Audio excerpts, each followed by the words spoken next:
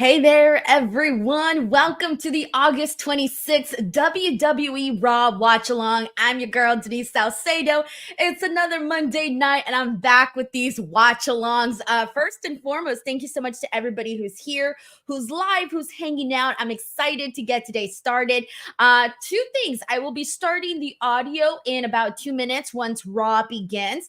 And then the other thing is games are back. Woo! A bunch of people were asking me because last week I didn't get a chance to do games, but this week they are back. I even got some new games. It's going to be a good time. So for everybody who just wants to chill, relax, watch some Raw, play some fun games, and just chat, it'll be a good time. So thank you so much to everybody who's here. If this is your first time, please introduce yourself. If you're here all the time, well, cool. I'll know exactly who you are.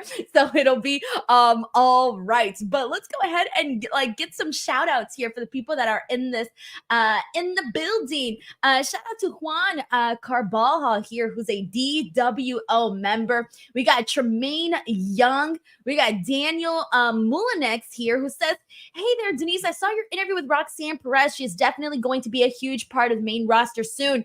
He also says, and I'm calling this now as my official prediction winner for the WWE Women's Rumble, that Roxanne Perez will win the 2025 Women's Royal Rumble, and that's how she gets called up.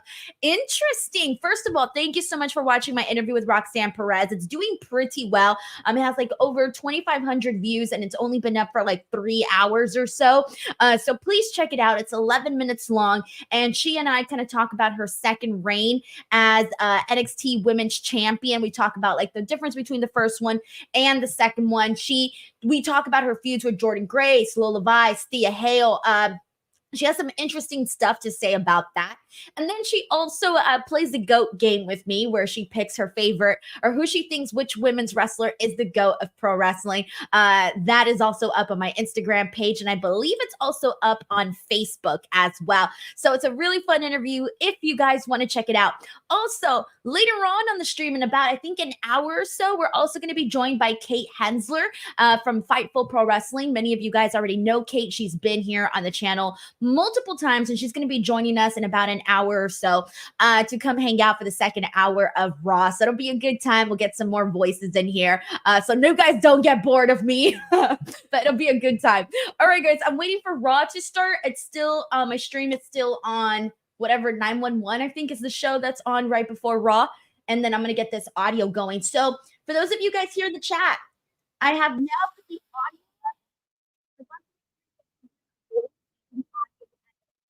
level. So if in the chat, can you guys please let me know if you guys can hear everything okay? If you guys can, please let me know. I'll do a simple little test here. I just want to make sure you guys can hear everything. Okay, I think so. Hold on, guys. The intro's just starting, so I want to make sure it's not too loud. And then also, we are starting off Raw with a graphic in memory of Psycho Sid. Many of you guys know that it was announced today that he passed. Very, very sad news. A battle with cancer, which makes it even, sadder, because it's I don't know. It's always just really sad seeing someone, unfortunately, have to go through that. So lots of love to his friends and his family. Is very happy that they kicked off the show with a graphic honoring him. And a lot of people in the industry have been honoring him throughout the day. And you'll continue to see that. Lots of clips, lots of nice memories being shared on social media. And I guess that's, the best way to honor someone's life, sharing memories, videos, and things like that. All right. I think everybody says they can hear me and everything is good. Okay, cool, guys. If you want the Raw stream a little louder, please let me know. Or if I don't sound loud enough, let me know too, so that I can adjust myself, or Monday Night Raw, either or. But today it's looking like it's going to be a fun show. Braun Strowman versus Bronson Reed is going to be going down. We're also going to be seeing Randy Orton's going to be on the show. We're going to be seeing the Intercontinental title tournament begin here today. We're going to see Uncle Howdy versus Chad Gable. So there's definitely going to be a lot of stuff to look forward to into the show. I'm going to put the volume up a little louder. All right, I put the volume up a little louder, guys, so I can hear. um, it's always a little bit different for me and what I hear, what you guys hear. And I'm like, I can't hear shit of what's happening on Raw. And I kind of hate not being able to hear that well. So, anyway, so yeah. But we got a lot of love here. Thank you to everybody who's putting in some nice comments here about Sid as well. Very, very nice. Just to kind of give some love and whatnot. But DM Hunt says, Denise, hope you're doing better than last week. Guys, it's the craziest thing. So I am doing so much better than I was last week. But tomorrow, I am going to the doctor just to like check shit up because I'm not perfect just yet. Every time I eat, it's still like it's like playing the lottery. Like I don't know what's gonna happen after I eat. And I've never gone through anything like this where it's a whole week later. I'm still sort of like my stomach just doesn't feel right, guys, and I'm scared. So I was like, you know what? Maybe I should go get checked. So tomorrow I have an appointment just to make sure I don't got some parasites or anything for my stomach. So those of you guys who missed it, last week I was sick after I got Montezuma's revenge in Mexico. Literally. Anyways, but I don't want to talk about that today because, you know, last week I was down in the dumps about it and I was kind of miserable last week. At least this week I got energy and I got my Gatorade, which is the only thing that I can really like drink right now. So I'm pretty good right now. So hopefully DMM says you got this, Denise. Just Boza says you look a lot better though. Thank you so much. Yeah. Definitely a lot better. I mean, yesterday I did a 5.5 hour stream. Myself and Righteous Reg, we were live for the All In. We were live for the All In pay-per-view for the whole pay-per-view. Then we did an hour plus post show. So for those of you guys who were here yesterday watching that, thank you so much because that was a long time, but it was definitely worth it. Everybody I think had a good time and it was a good time overall. What does that sign say? Live is a something but? What is that? What it looks like some sort of fruit emoji. I can't tell. Oh, it's a poop emoji. Someone really has a sign that says live is a poopy butt. What? How on earth is live a poopy butt? What did I miss? I'm guessing maybe I missed something. Who knows? But let's see what Liv's saying.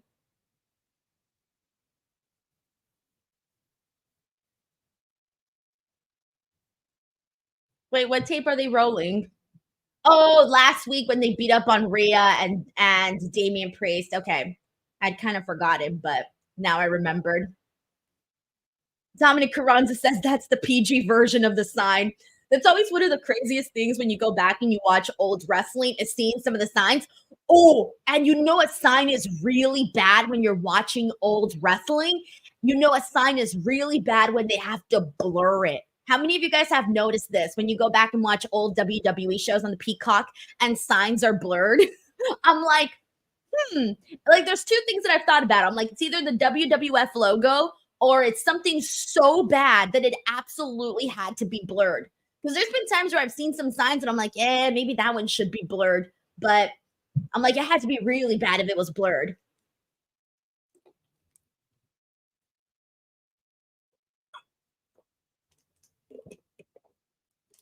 Okay, I'm glad a couple of people have seen that. Larice Johnson has seen that too. Sven Big says, remember they used to flash DX at the Garden? Yeah, oh, I remember.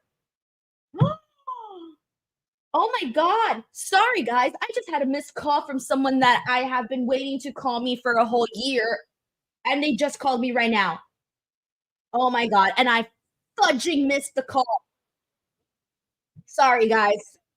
I know this has nothing to do with pro wrestling, but I have been waiting for this call for a year and I just missed the call. Oh my God. Sorry, guys. This is not a phone call that I could even do right now. So I'm just going to have to let bygones be bygones and worry about it later. Oh, man. Carlos V says, is it Taylor, Denise? Bro, if it was Taylor, I would have been gone. You guys wouldn't even heard me say anything. I would have been gone so fast. Oh my gosh. See, I missed this whole promo. Damn it. All right. But I got the gist of it. Liv Morgan and Dominic are always on top. Got it. Let's see what Dominic has to say. Vince says timing is an awesome thing, isn't it? You guys only knew. Spend Vince says budget, take it and mute us. It's all right.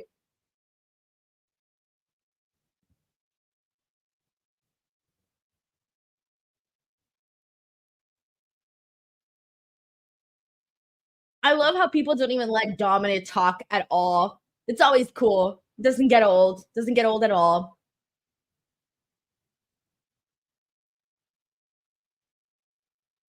Tom, you suck. I really want to raid Liv Morgan's closet, though.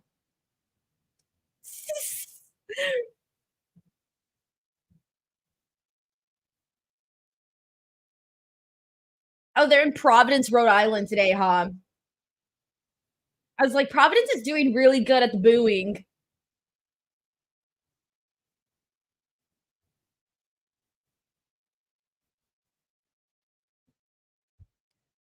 We got a couple people saying they can't hear here on the stream. Can you guys hear the Raw stream? Let me put it up a little louder. If you can hear Raw just fine, please let me know in the comments. I want to make sure you guys can actually hear.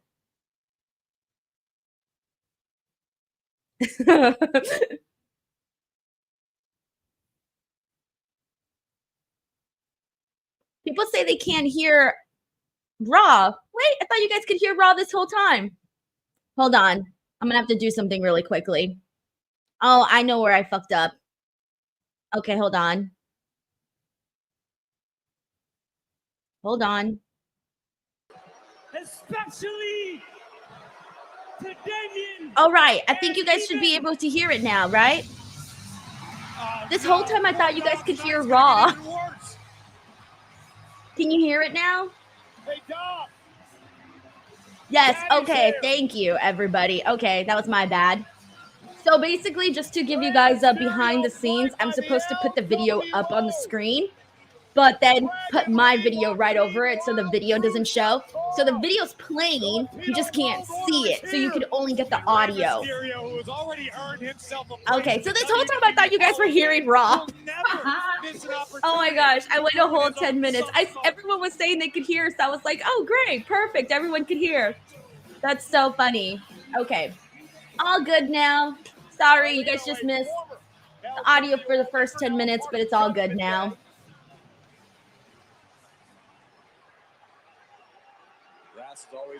Oh yeah, you guys are right. Dragon Lee is back. All right, so we got the LWO out there confronting the Judgment Day. Have you looked in the mirror, son, recently? You're a lost soul. And yeah, for those of you guys asking, you don't get copyrighted strikes for audio. I used to think you did. Apparently you don't. Audio is good. They don't care apparently, so we're all good on the audio side of things. And it sure wasn't you. Someone needs to put you in your place. Paul Brummer says, I'm checking out your stuff in your office. Super sweet. Oh, yeah, check it out. Oh, everything's else. It's kind of, sorry, it's not organized right now. Don't judge me. Disappeared for weeks. I don't think Dominic is ever going to stop feuding with Rey Mysterio. Like, they're going to feud for the rest of time. You've always been a jackass. But now that you're hanging out with this güera, La Liv, you're even a bigger jackass. Excuse me. No one talks about the women's world champion like that, especially not a deadbeat. Excuse me, Dominic, please go handle your deadbeat dad. Oh my God. Come on, son. Hit me right here. I dare you. Because I would love to slap that stupid mustache off your face. Even his own father hates that mustache. Like to see your old ass try. I don't blame him. Oh, JD McDonough trying to cheap shot. But yeah, Rey Mysterio's going to be like, they're brawling right now, but Rey Mysterio's going to be in a freaking cane, a little tiny old little man, several years from now, and he's still going to be feuding with Dominic. Oh, Dragon Lee. So is Dragon Lee now officially an LWO member? They were kind of just treating him as a friend like previously. He's got Orton's shoulders down. Wait, what's happening? Oh, that was weird. I'd love to get another angle. There was no transition. Saturday. Oh, I guess it's a commercial. That was so weird. There was no transition from what we just saw in the ring to the video package. Like, no one said, oh, we're going to commercial break, or, oh, check out this package. There was no transition on commentary. It was just, oh, we're going to a brawl. Oh, bam, here's a video of Gunther and Randy Orton. What? That's so freaking random. Oh, my God. That's so funny. All right. Shelton Jackson said he's been an official member since WrestleMania. Okay, I kind of felt like they were treating him just as like a friend, honestly. All right, guys, I'm going to mute the commercials because nobody wants to hear commercials, all right? No commercials here, but we do got some super chats. So first of all, thank you so much to Shelton Jackson for gifting 5 DWO memberships. Brandon Rosen says, I never got to tell you, love the new hair color. Thank you so much. My best friend did it. So I was very thrilled with her work. I just told her, like, I literally said, my friend's a hairdresser, my best friend, and she's brilliant, by the way. She does amazing hair. She just got a skill that, oof, she's just very good at her job. But anyways, I just told her, like, hey, I feel like my face is boring. I'm so bored with myself. Can I just like give you my head and like you surprise me with something? And she was like, oh my God, Denise, I cannot do that. And she's like, what would you do if you hated it? And I said, I would not hate it at all. I'm like, your hair, you're not going to make my hair green or purple or blue. I told her I want something that is, you know, a little different, but still professional. And so she was like, okay, like, you know, we were talking about some options. And I told her I've always wanted to do red hair and I've never had red hair. So she wanted to start me off with like a simple red that would, you know, not be too much. I don't want to come out looking like the Little Mermaid, right? I don't want to look like the Little Mermaid. So she kind of started me off with this. And then she told me, like, you know, if you want to go more red from here, you can. If you decide you hate it, you can always go back to what you had before or whatever. So she kind of did a color that was, you know, to get me started, right? So she did great. We got Andrew Cool who says Damian Priest would make LWO over if he joined as a leader. Yeah, you know what? You're on to something, Andrew Cool. I actually think that would be a great idea for Damian Priest. If he did join the LWO, that could be kind of fun. Although it'd be kind of weird because like everybody on the LWO is so short and then Damian Priest is like so tall. Like literally it'd be him up here and then everybody else down here. Oh my God. We got Sven Big who says, big weekend of wrestling, New Japan Pro Wrestling, WWE, NXT. You're going to Berlin. Great week. You're the best and be safe. Yeah. So I'm leaving to Berlin on Wednesday. At some point Wednesday. I haven't even checked the times yet, but I will be in Berlin from Wednesday through Sunday. And then Sunday, I'm taking like a mini Denise vacation and I'm going to Amsterdam before I come back to Los Angeles. Many of you guys know this already, but I want to go visit the Anne Frank house. So that's what I'm going to basically be doing. And so I'll be covering all the stuff that you see from Bash at Berlin. I'll be at the press conference. I'm going to try to get some interviews. I'm still working on that. We'll see what I can get while I'm there. And yeah, I'm looking forward to the event and seeing what it's like in Germany. I've never been to Germany besides their airport, but I never actually got out of the airport. So I've never actually set foot in Germany. So I'm really, really looking forward to that. So yeah, keep an eye out. I'm going to be putting out a bunch of content from Bash at Berlin. We got Brandon in the house who says, sorry, I missed the stream from yesterday, but I watched some of it later and I loved your reaction to Orange Cassidy's Mr. Bean entrance. It was awesome. Thank you so much. Also, let me put the volume back up. We are now back on Raw. And yeah, it was so funny because I didn't even realize my reaction was the way that it was until I went back and pulled the video from the stream. So that's what it was basically going down. But thank you so much for watching that. And for any of you guys who missed it and do not have time to devote yourself to a 5-hour stream, I did post the very best reactions over on my Instagram and my Facebook and my TikTok. And shout out to the peeps over at Triller. Basically cleared my page to do that. I was very, very happy that this time, guys, I got permission from Triller to post those reactions. I was so happy because I was so scared of like getting in trouble or whatever, but they cleared me. I'm good to go to share those videos on those specific platforms that I shared them on. So, yeah, good stuff all around. All righty. Thank you so much, Brandon, for that super chat. We are back here on Monday Night Raw, and we're getting an 8-man tag, LWO versus the New Judgment Day. Joseph Bosa says, that's cool that you are planning a vacation to Amsterdam. Yeah, I feel like, guys, like it's kind of my dream to travel the world, and sometimes I feel like I go to these places and I kind of don't take advantage of where I'm at, because it's not really like here in California. I drive 3 hours and I'm still in California. I drive 5 hours and I'm still in California. I have 8 hours and I'm still in California, right? Depending, of course, on which direction you're going. I mean, I can drive 4 hours and go to Las Vegas, but whatever. The point is that it takes a lot longer to get to places, whereas like over there in Europe and all those places, like I feel like you can bounce around a little bit more and kind of check more off your list. So I figured might as well. We got John Taylor here who says currently traveling, so it's more of a list along for me. But hi guys. We got to do it like super accentuated. Hi guys. John Taylor, I hope you're having some good travels, safe travels. And enjoy the list along while you travel, whether you're driving or I'm assuming you're probably driving or flying. Who knows? But safe travels regardless. A little miscommunication there. Balor now had the referee. Oh, distracted, and Carlito able to take advantage. Ortega says California sounds like Florida. I drive 5 hours and I'm still in Florida. Yeah, pretty much, literally. I think the furthest I've ever driven for California was pretty up north. I went to. Ooh, where did I go? Oh my God, I'm blanking, but it's some place up north. It's like a nature place that I went with my mom and my family when we went on a family vacation to go whitewater rafting. I go rafting a lot. Apparently that's my thing. I don't remember where that was at though. It was some place that started with an E, and it was not Eureka. It's not Encino. Encino's a lot closer to me. It's something else with an E, and it's way, way, way up north California, and that's probably the most northern point that I've ever gone.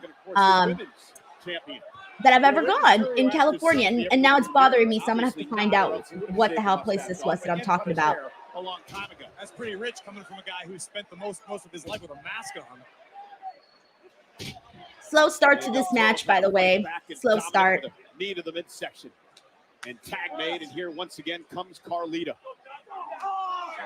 Carefully measured left. No, it's not Elk Grove. It's something else. I gotta look for it. It's not Eureka. Completely ineffective. Although Eureka really is up north. Right now the double team coming from the tag team champions, but my shit. Able to counter. I don't know what place this was. A couple of cheap shots by the Judgment Day. Oh, drop kick. Knocks down the tag. Oh, this is going to bother the hell out of me. Oh, man. He's going to pick up now with Joaquin Wild flying around the ring. Loves to push the pace. Face first. All right, I'll have to worry about this later. I don't remember what place it was. Was it Etna? I have no idea where it was at. We got John Taylor who says he's heading to New Mexico and he's flying. Oh, you should go ride a hot air balloon. I have a friend who used to live in New Mexico, and they used to always post like pictures of hot air balloons there because you get like really really pretty stuff.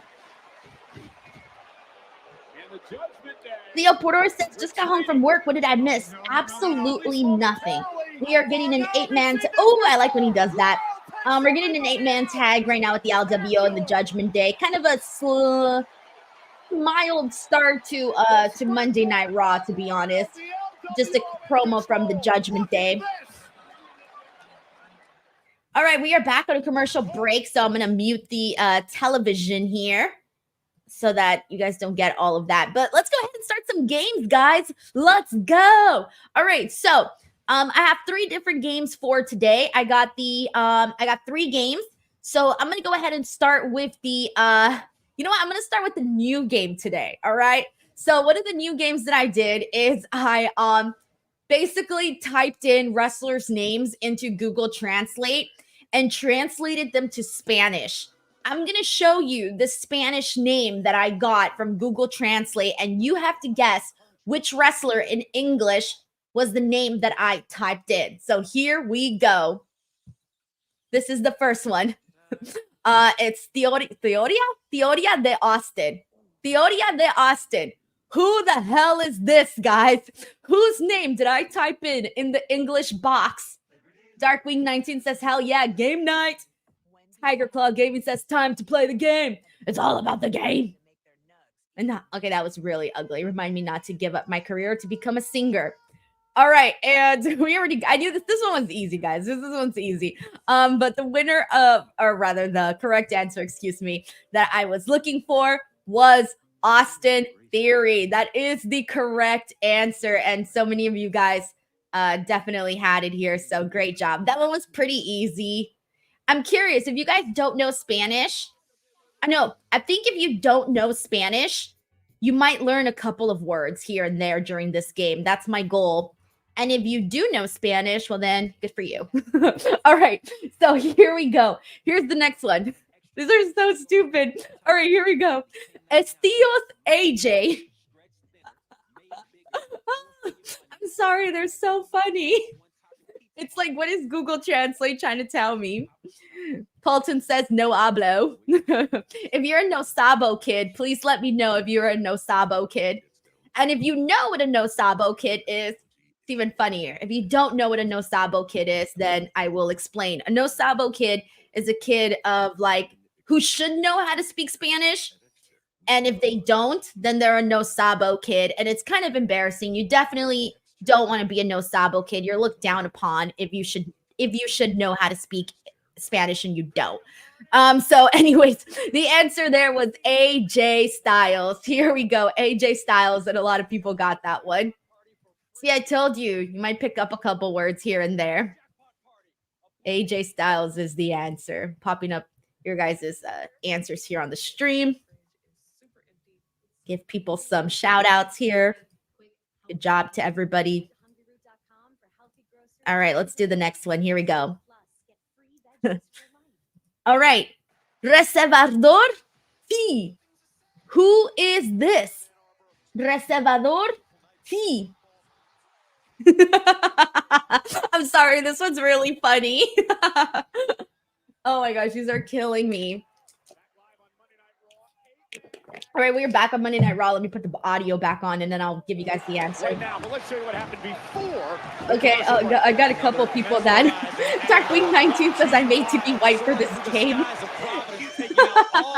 All right, the answer here, guys, is Booker T. Booker T is the answer. We got a couple people that were brilliant. Got it. Reservador T. Booker T. Booker T. I mean, this is just what Google Translate gave me, guys. So, you know, Google Translate's not always going to be like perfect, but for some names, right? But and it'll give you like literal translations.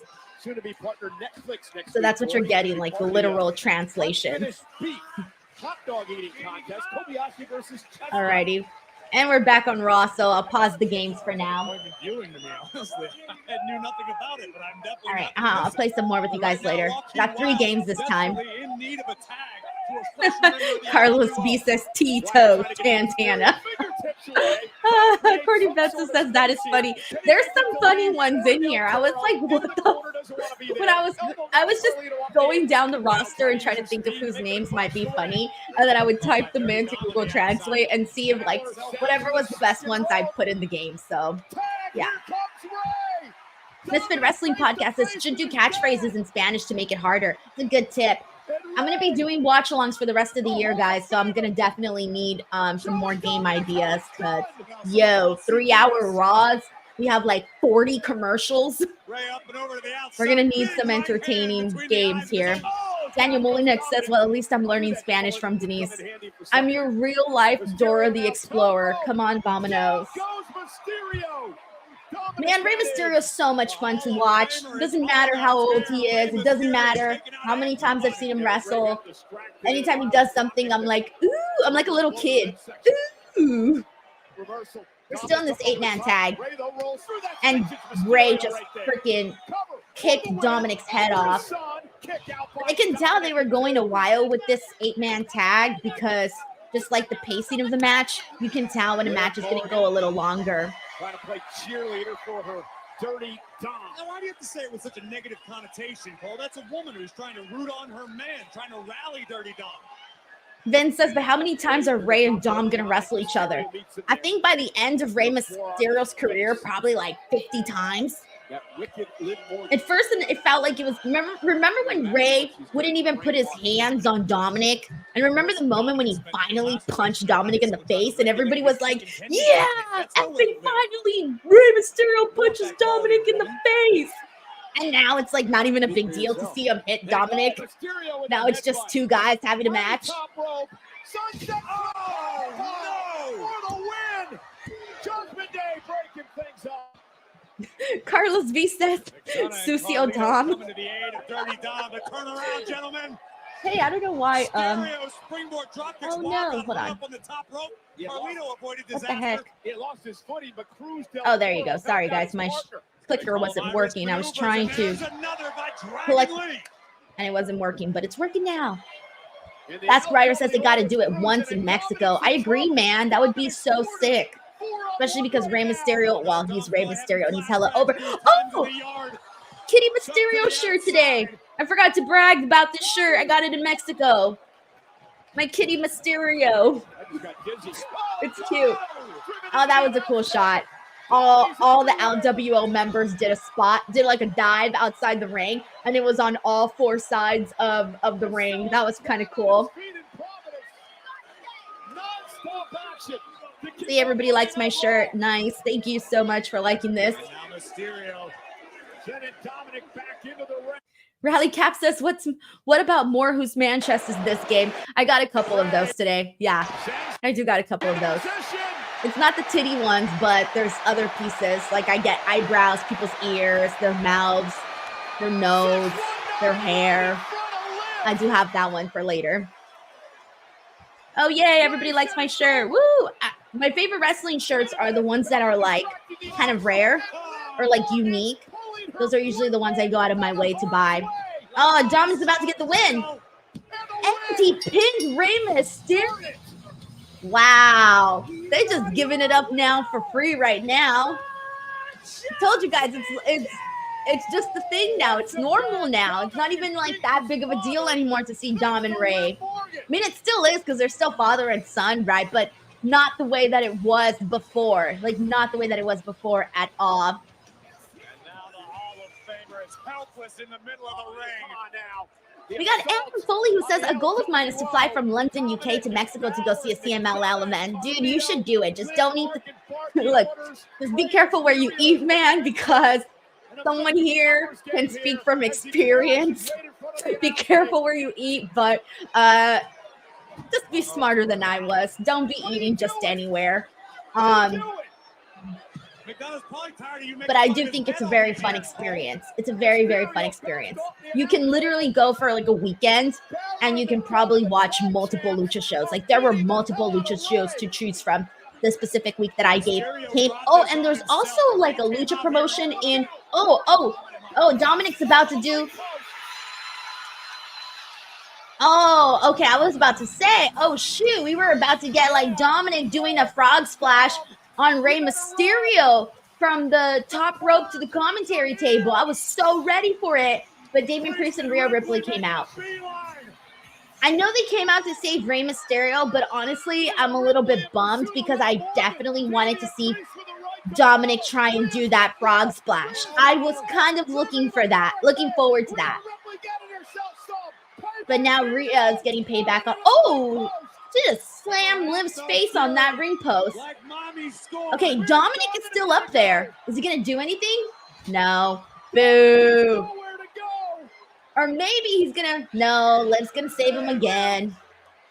Honestly, I'm a little bit bummed out. I'm going to have to boo the baby faces right now, guys.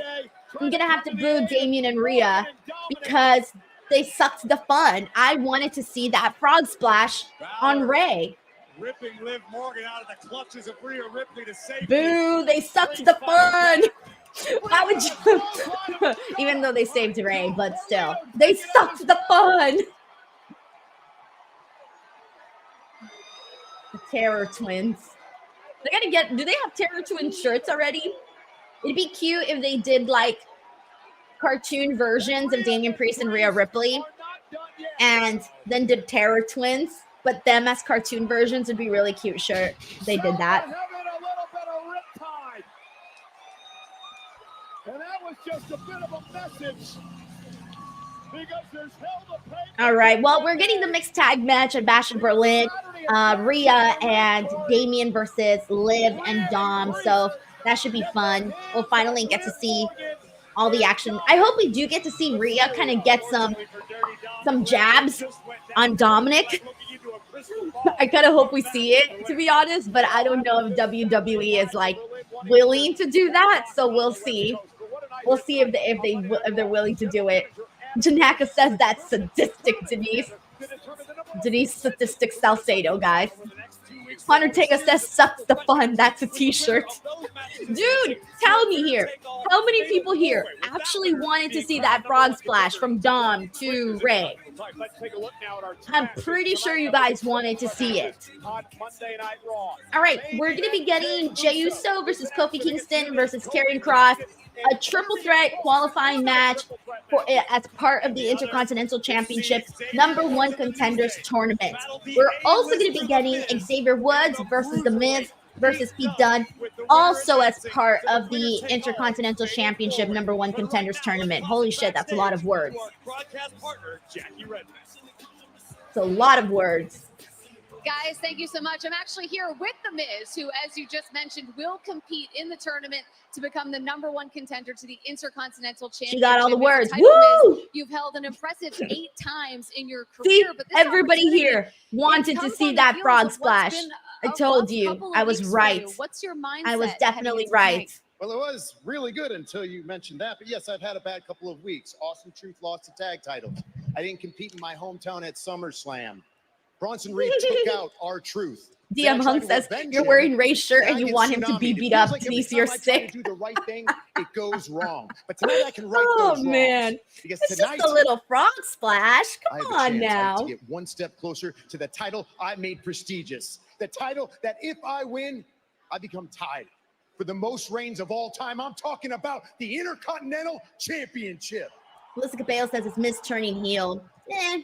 He could use a little something new. He's sort of just the Miz. You already know what to expect. Because I took out R-Truth.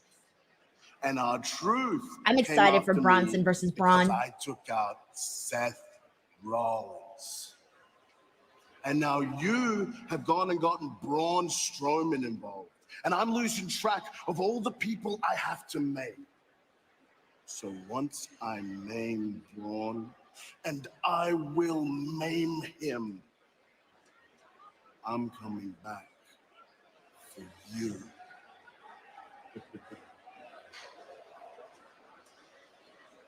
Oh, okay. So we're looking like we're going to get Miz and Bronson again.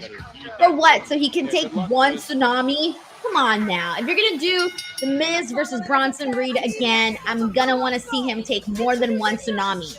They've teased this way too much already. Really, really way too much already. I think Kairi Sane is so freaking cute. I just love, we were talking about this last time, guys. Remember we were talking about how good Kairi Sane looks? I'm sorry, but I'm going to say it every time I see Kairi. All right, in the meantime, we are in a commercial break, so let's go back to our game. We are currently playing the Spanish game where I'm going to give you guys, for those of you who missed it earlier, a name that I typed into Google Translate. It gave me the Spanish version of this person's name, like the literal Spanish translation. And you guys have to guess which wrestler I typed into the search bar. So here we go. Some of these are really easy, but let's do it. Here's an easy one. It's Theo Charlotte. Who is Estio Charlotte? Hit me up, guys. Hit me up. Alvin White Jr. says Denise has a girl crush on Kyrie like Reg has it on Hook. I just appreciate people with really great skin, okay? I love people with great skin because it's my dream to have perfect, flawless skin, all right? And yes, the answer is Charlotte Flair. Charlotte Flair is the answer we were looking for. Very easy one, but there you go. We're learning. We're learning our Spanish here. And a lot of people got it, so good job to everybody who did.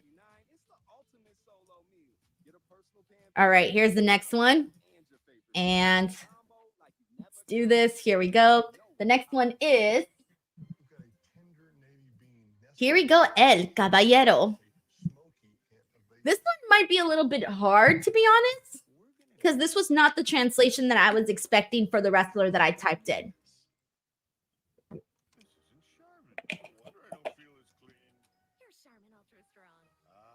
But I will wait for everybody's answers. What? Yes.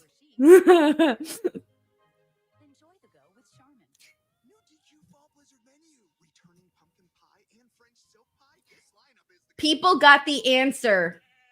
The answer is LA Knight. We got Leo Poroy, Misfit Wrestling Podcast, Juan Ortega, Brandon here, Rally Cap, Andrea Price, Jay, Kavisha, Brandon, Ebony, Zeno Hour, and several more. All right, let's keep it going. Here is the next one. But yeah, that's not the one I was expecting for it. Okay, here's a fun one. Who is this? Vida Morgan. I'm telling you guys, these are so stupid.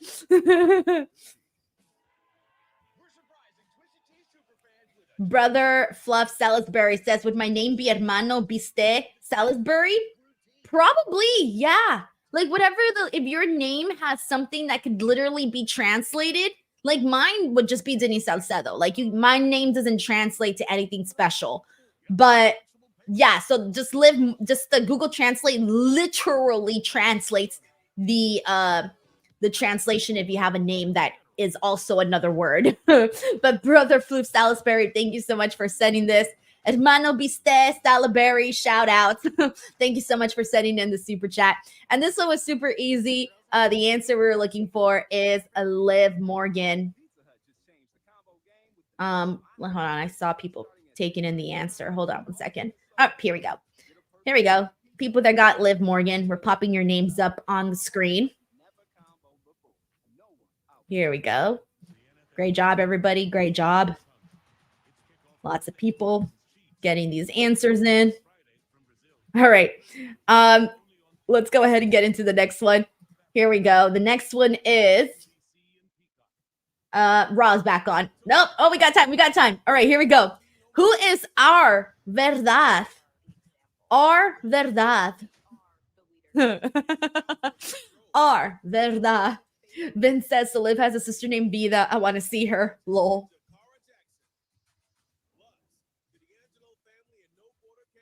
Alrighty, and people got this answer here. The answer we were looking for is R-Truth. Here we go. Juan, Darkwing, Misfit, Alvin, Nick, Sven, Brandon. We are back on Raw, so let me put the volume up. And let me pop up some more names in the meantime. Tonight, my boy. I thought we were in agreement. I hit up Johnny and told him to add a little bit of my flair. It's a little different. It changed the lore a little bit, but it's all good. Hey, man, I'm really glad that we got a chance to talk last week and really clear. I only have like 2 or 3 more left on that one, then we'll switch games. We can talk with each other. But let's see what's going on with Kofi and Xavier here. It's crazy. Emotionally mature grown men, and that is why we're almost 10 years strong. A dime, we're the best because we communicate like we communicated about you not tagging me last week. Because he was closer. He was. I get it. Watching the footage, it's all good. I'm messing with the audio, so I hope you guys can hear it all right. About tonight, because tonight it's Kofi Kingston and Xavier. Hey, Zeno Hour brings up a good point. He says Xavier's wearing black. Heel turn incoming. And the best part about it is that we don't have just one chance. We have two. Yeah, Kofi's in green, Xavier's in black. That may mean something. Of your boys, the new feeling emo. These legs right. There it is. You see it. And I'm gonna hear him in the crowd. Hey, we want some new day. All right, here we go. Oh, I forgot to. I hate when they do that. When the wrestlers come out, they do their entrance. We go to a commercial break, and then we come back to something else because I'm like, oh yeah, we still haven't even seen the match from the original people that came out. Yeah, Cole, I am here with Zoe Stark, Shayna Baszler, and Sonya Deville. And paraphrasing you, Sonya, from a couple weeks ago, you said that the women's locker room is on notice now that Pure Fusion Collective is together. But what kind of impact do you feel like you've made on Raw thus far? Oh, I don't know. Pure Kathy. Fusion Collective. Sitting at home, what kind of impact we've made? Why don't you start with Dakota Kai, okay? She might never walk again, let alone wrestle. Why don't you ask her? Oh, no. You could ask Zelina Vega, whose arm DM Hung says yes. Oh, wait, hold on. Paulton says, yeah, they are just standing in the ring for like 12 minutes. I know. Physically. She can't because they're so pathetic. Sitting at home on their couch, they can't even show up to Monday Night Raw. How's that for impact? Yeah. And after tonight, you can add Io and Kyrie Job to that Cahoon list. says, Job Okay? Cahoon So says, damage worst name control. I've ever heard. You wanna Honestly, step yeah, up Pure Fusion Collective. and shoot your shot. It's so like, it doesn't match them. I don't feel like it matches them. I feel like they should have had like an edgier name, like a one-word name. Intensity up to 11. Anything, just something cooler. And their opponent. Like Damage Control is a cool name, especially because they spell it control like on the keyboard. Control. But Pure Fusion Collective sounds boring. Like it doesn't sound that fast. It sounds boring. Match for the women's tag team titles. Fire and Dawn retain. Nick Blue says Zoe looks better with her darker hair. Honestly, yeah, it's making her features pop out like a lot more. I think that. Okay, so I've been watching. I don't know how many of you guys are into this, but I'm into this. So I've been watching these like reels on Facebook where basically like girls that do like hair stuff, like that know about like hair dye and all of that, like style, like hairstylists, they do videos where they show celebrities with blonde hair, red hair, black hair, and they basically show them like what colors work best for them, because some colors like mute your face and other colors accentuate your features, right? So they kind of show people and like what colors they should have. So everybody here, even for guys, for anybody, is going to have a color that's going to work best for their face and for their, you know, just their features. And so there are certain colors that just make you pop out like a lot more. And I think that Zoe with a darker hair color makes her pop out more than the blonde hair, where the blonde hair was sort of like blend in, so it would like mute her features. So that's kind of what I think, and everybody sort of, you know, has to go and look for their color. That's what I'm trying to do. I'm trying to find my color. And there's like a whole thing in Girl World. I don't know how many of you guys. Oh, another commercial. Damn, the match just started. Win it all. I will do Jesus. Yeah, I never realized how many commercials there are until I do these watch-alongs because I have to keep muting the commercials. But yeah, all right, let's go ahead and get back to this. Crazy Cool G says, Denise, what day do you leave to Berlin? I leave on Wednesday.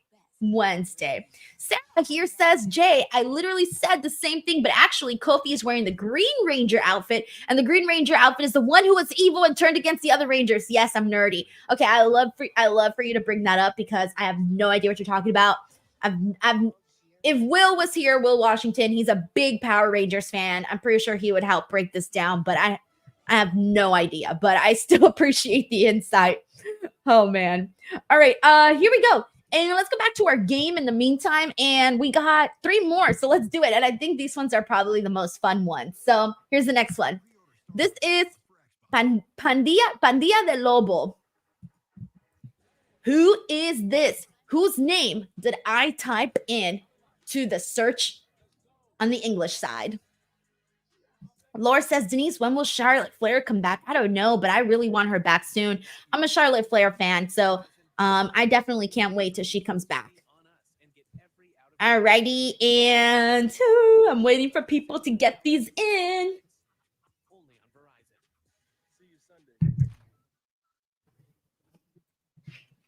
All right, we already have someone who got it, actually. So here we go. The answer that I was looking for is Wolfgang. Leo Poroy got it. Leo's on it. He's like, I got this. This is all me right here. All right. And then also Juan Ortega had it too. Good job. All right, here we go. This is the next one. We got 2 more. And the next one is, let's see. Here we go. This one is, hold on, did it go up? Ah, there it is. All right. Who is Loa Sir? Loa Sir. I didn't, Beati says Gunther. I didn't type in Gunther. I probably should have. All right, and people got this one already, by the way. The answer is Tongaloa. Yes, Tongaloa was the answer that we were looking for. All righty, and the last one here. Come on, guys. You guys can't fail me on this next one. You cannot fail me on this next one. Who is Reinados Romanos? Everybody needs to get this one, guys. Everybody.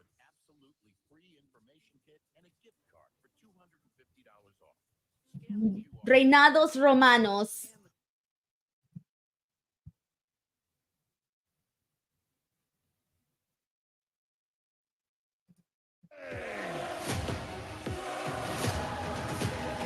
And yes, of course, the answer that we were looking for this particular one, none other than your tribal chief, Roman Reigns. Here we go. Pop up everyone's name who's got it. And we're also back on Monday Night Raw. We are still watching the Pure Fusion Collective and Damage Control as this match just started. We got like 1 minute of it and then we went to commercial break. So we're literally still going here. And PFC has been in control since. Tag made. Here comes Kairi Sane, winner of the inaugural Mae Young Classic, former NXT Women's Champion, tremendous rivalry with Shayna Baszler down at NXT. I love how everybody got Roman Reigns. Good. This was like your pass to stay here. You could only stay in the stream if you got Roman Reigns. All right, anyways, we're back to this match. Let's see who we got here. Oh, man. The Brenda Box says, back from commercial, how much match will they show over or under 3 minutes? And I'm going to say, see, it's 5:49. This match will probably be over at 5:53. That's if they give them 4 more minutes in this match. I don't know. My guess is 5:53. We'll see. Could be shorter, or it could be right on the dot. Stacked in the corner. Zoe and Shayna both out, and then that running forearm by Sane. Sliding D from Kairi. Rally cast us Roman and CMLL be like Reinos Romanos. Sometimes I don't even know what it was anymore. Reinados or something. It's too funny. Vince says if Denise does a game for Pure Fusion Collective, nobody would ever guess it. Let's find out what that would actually translate to. Let me figure that out. Took down Shayna Baszler, and there aren't too many women who can out-grapple Shayna Baszler. Kairi in control at the moment. Shayna Baszler, though, using her power, lifting Sane off the mat, and then just powering her down. Rampage, stop ankle lock by the submission magician. Actually, it's pretty easy. It's just pura fusión colectiva. It's super easy. You guys would have figured it out. Yeah. Wasn't as charming or exciting as we thought it'd be. Lining up her shot. Here it comes. And like a oh, like I think people forget that Zoe is really good. Like in ring wise, she's really good. That's what I'm saying. Like they really could have something special with the PFC if they had a different name. Hell, I'll even take PFC. PFC is even a little better. I don't know why, but it is.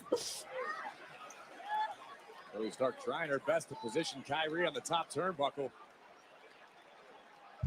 Oh no, Carlos V says the Fozzy concert at All In has more airtime than this match. You know what though? I didn't even pay attention to the concert at All In. I can't even tell you how long it was. Oh, is that Zelina? Yeah, Zelina just attacked Sonya Deville. All right. Deville and company Sure. took out Zelina Vega a number of weeks ago, injuring her arm. Kairi still hanging out on the top. Ooh, we have 1 more minute. I said this match was going to be over at 5:53. I think I might be right. Hold on. I'll be keeping track. Yeah, insane elbow. 1, 2, 3. Oh, I was off by like, what, 30 seconds? Maybe they'll be off the screen by 5:53. Let's see. What a win for Io But yeah, so they Sky. went like an additional like 3.5 minutes from the person who was asking about going over or under. Yeah, I was off by about a minute. A whole minute I was off. I gave them a whole extra minute. Yeah, I was off by a minute. Paulson says, damn, Denise, so close. I know, man. So close.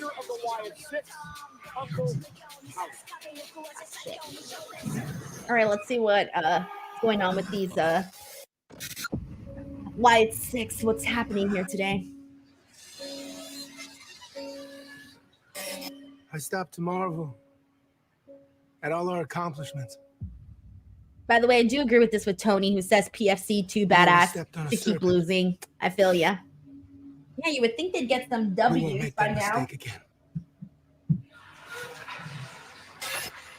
The false prophet continues to reveal himself to the world, masquerading as a loving shepherd, while I dropped something and I can't find it. Into the mouth of wolves. A bond forged in the tears of the innocent is not a family. It's blasphemy. Chad, we have given you chance after chance, inflicting fear and suffering, and yet you refuse to remove the scales from your eyes. Your arrogance is like a beast risen from the sea. We must cut off the head so the blood of the damned rains down, washing away the sins of the wicked. Oh, okay. So at least they confirmed now why they're going after Chad Gable, because he's wicked. Your invitation. Oh my gosh, the smile at the end reminds me of this is more than a the Smile movie when they do this. This and it's all creepy. Is a purge. That's what Bo just did right now. He did the smile. The creepy. I watched the Smile movie, so that's how I know. And I think they're coming out with a new Smile movie. Okay, well, at least now we know for sure. I mean, we kind of already knew why he was going after Chad Gable, but at least now we know. It's official. Creepy smile. Carlos V says, I appreciate Bo Dallas sounding a lot like Bray and less than, wow, Bo Dallas. Juan Ortega says, the goon smile. We got Drew McIntyre. Who's back there? It's Karrion Kross talking to the Miz? Was that Karrion Kross talking to the Miz back there? Did anybody else see that? Was he talking to Karrion Kross? Possibly. BTW guys, in about, I think 5 minutes or so, we should be getting joined by, I think we'll be joined by Kate at this hour. Let me see. She said she would be hopping on at 9 to 10 Eastern. No, 9 o'clock. Yep, that's 6 o'clock. All right. I'm on Pacific Coast time, guys. So I gotta, she said 9 to 10 Eastern time. And I was like, cool with me. And I'm like, wait, what time is that over here? By the way, this is the worst thing about being West Coast is that most people are East Coast. So everyone always gives me East Coast times, like even PR. It was so funny because today my interview with Roxanne, they were like, oh, your interview is at 12:20, right? And I'm like, I wonder if they meant 12:20 Pacific Standard Time or Eastern Time. But then I remembered that they do everything Eastern Time. So I just showed up at 9:20 and I sat there and I was like, if it's not 9:20, I'll come back at 12:20. So I just stood there at 9:20. But yes, it was Eastern Time. So 9:20, I got my interview with Roxanne. But anyways, everybody always works on Eastern Time. But here we go. Let's go to we got David Zaldivar who says West Coast is the best coast. There's a whole song about it. That's Brighter 2 says I'm a mountain timer, but I always go by Eastern time. Yeah, I get it. Nick Blue says I have family on Central and Eastern time. I never know what time it is.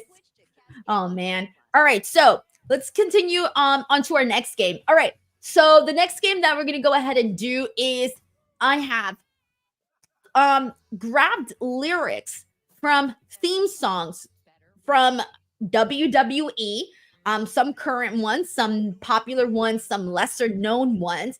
You guys have to guess whose theme song this is based on the lyrics that I show you on the screen. So here we go. We'll start with this one here. Can't stop my wildest dreams from coming alive. This is war and you'll never tear me apart. Whose theme song is this?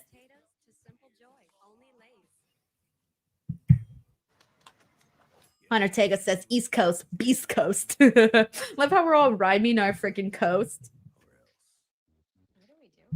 I'm clearly going to be pro West Coast since I live here. Oh, nobody's gotten this one. The answer is not Rhea Ripley, guys. Not Rhea Ripley. This game might be harder than I thought, and it is going to be hard because a lot of the current songs kind of suck. So because of that, it's going to be a little harder. All right, but here we go. Someone did get the answer. Jay, congratulations, Jay. The answer is Johnny Gargano. And King G also got it, or King with a capital G at the end. I told you guys, these are going to be hard. These are going to be harder. All right, here we go. Here is the next one. Our hair is amazing. Our shoes always shining. 2 superstars you see. This one might be easier, I think. Fashion Berlin. Also, Raw is back. Berlin at the Uberplatz in front of Uber Arena. We'll hear from Damian Priest, Rhea Ripley, Dominic Mysterio, Liv Morgan, Drew McIntyre, CM Punk, The Miz, Randy Orton. And here we go. The answer was Pretty Deadly, and Nick Blues got it, as well as Trey.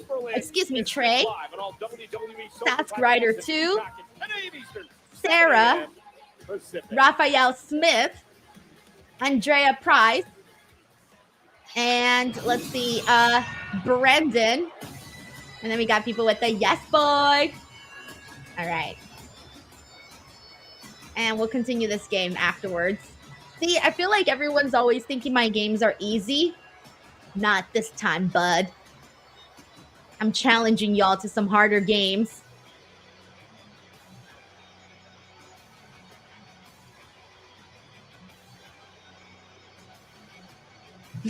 Sven Big says, I know the lyrics to Drew's music.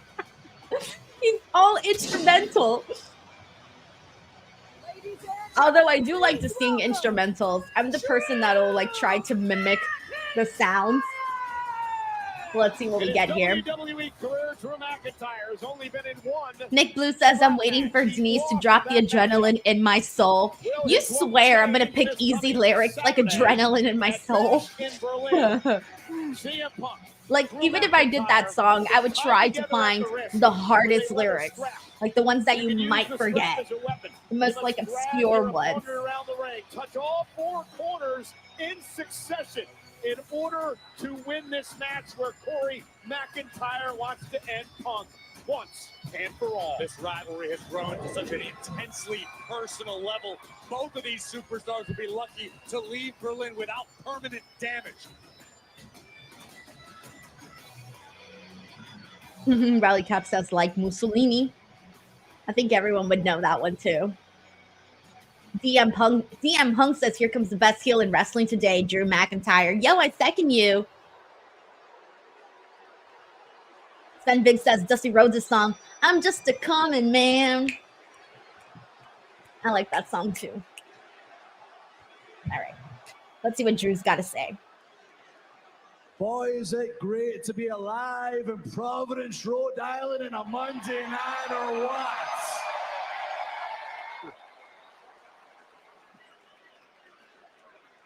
I can keep going. I know Punk's whole routine. He's so predictable.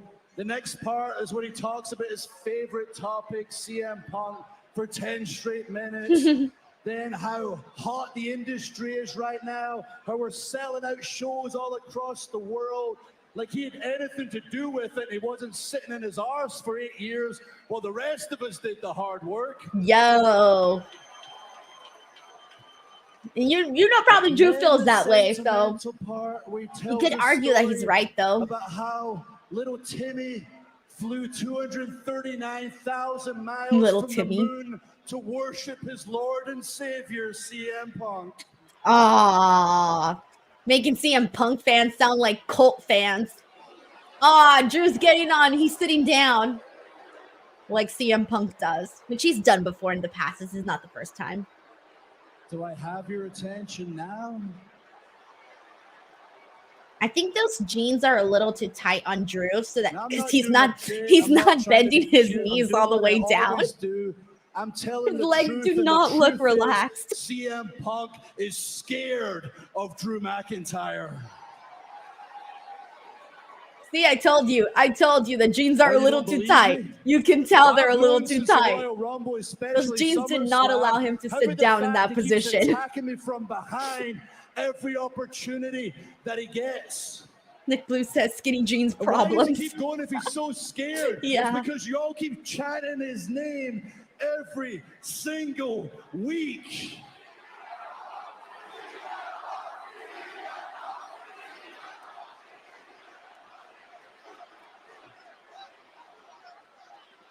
You all know what an enabler is? Of course you don't. Let me explain it to you. An enabler is someone that encourages someone to do something that's detrimental to their well-being. So wait, are we the fans the enablers? A drink. Every time you chant Punk's name, Yeah. he gets his big ego. He gets. I knew full he of was himself. gonna say he that. Makes dumb decisions like challenging me to a strap match. Then when he sobers up, he realizes, oh my God, Drew's gonna kill me, and I am. And I am. You know, I just realized Drew has dimples. I literally just realized it. Drew McIntyre has dimples. If you chanted CM Punk, every scar that I put on his body, you're gonna have to live with that. That's actually kind of good. I like that.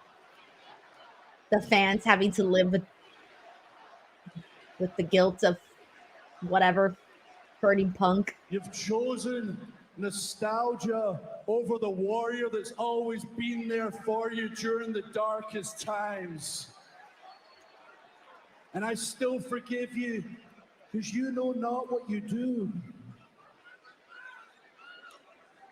It's funny, this 50-cent piece of trash on my wrist causes so much emotion. Not the bracelet again. And it's ironic that the weapon he chose to fix to my wrist on Saturday is going to cause him so much physical hurt. Because I'm going to lash him again. And here we go. Punk's out. May not have to wait for Saturday. McIntyre looks ready to throw KGD down. says Punk is live on Instagram. Is he really? I was like, what? I thought he was busting Grayson Waller. Yes, violence. Come on, fight, fight, fight. Oh, Punk's wearing his pink shoes. He was wearing those the day I interviewed him. I remember because Danhausen brought them up. Why wait till Saturday? The fight's on tonight.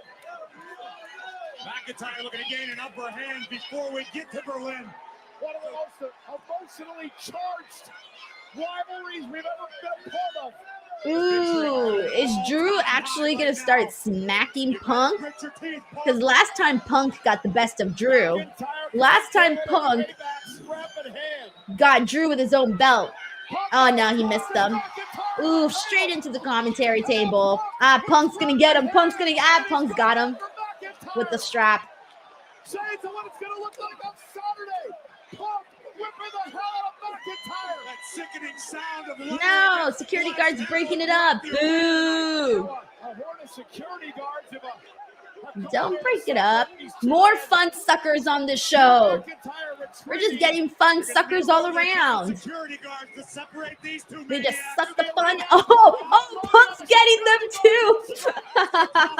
too. Good. That's well deserved. Get all their masses out of here CM Punk laying waste to for fun sucking this segment. Staff in Providence. Listen to that. That's the quote of the This day. young man gets hazard pay.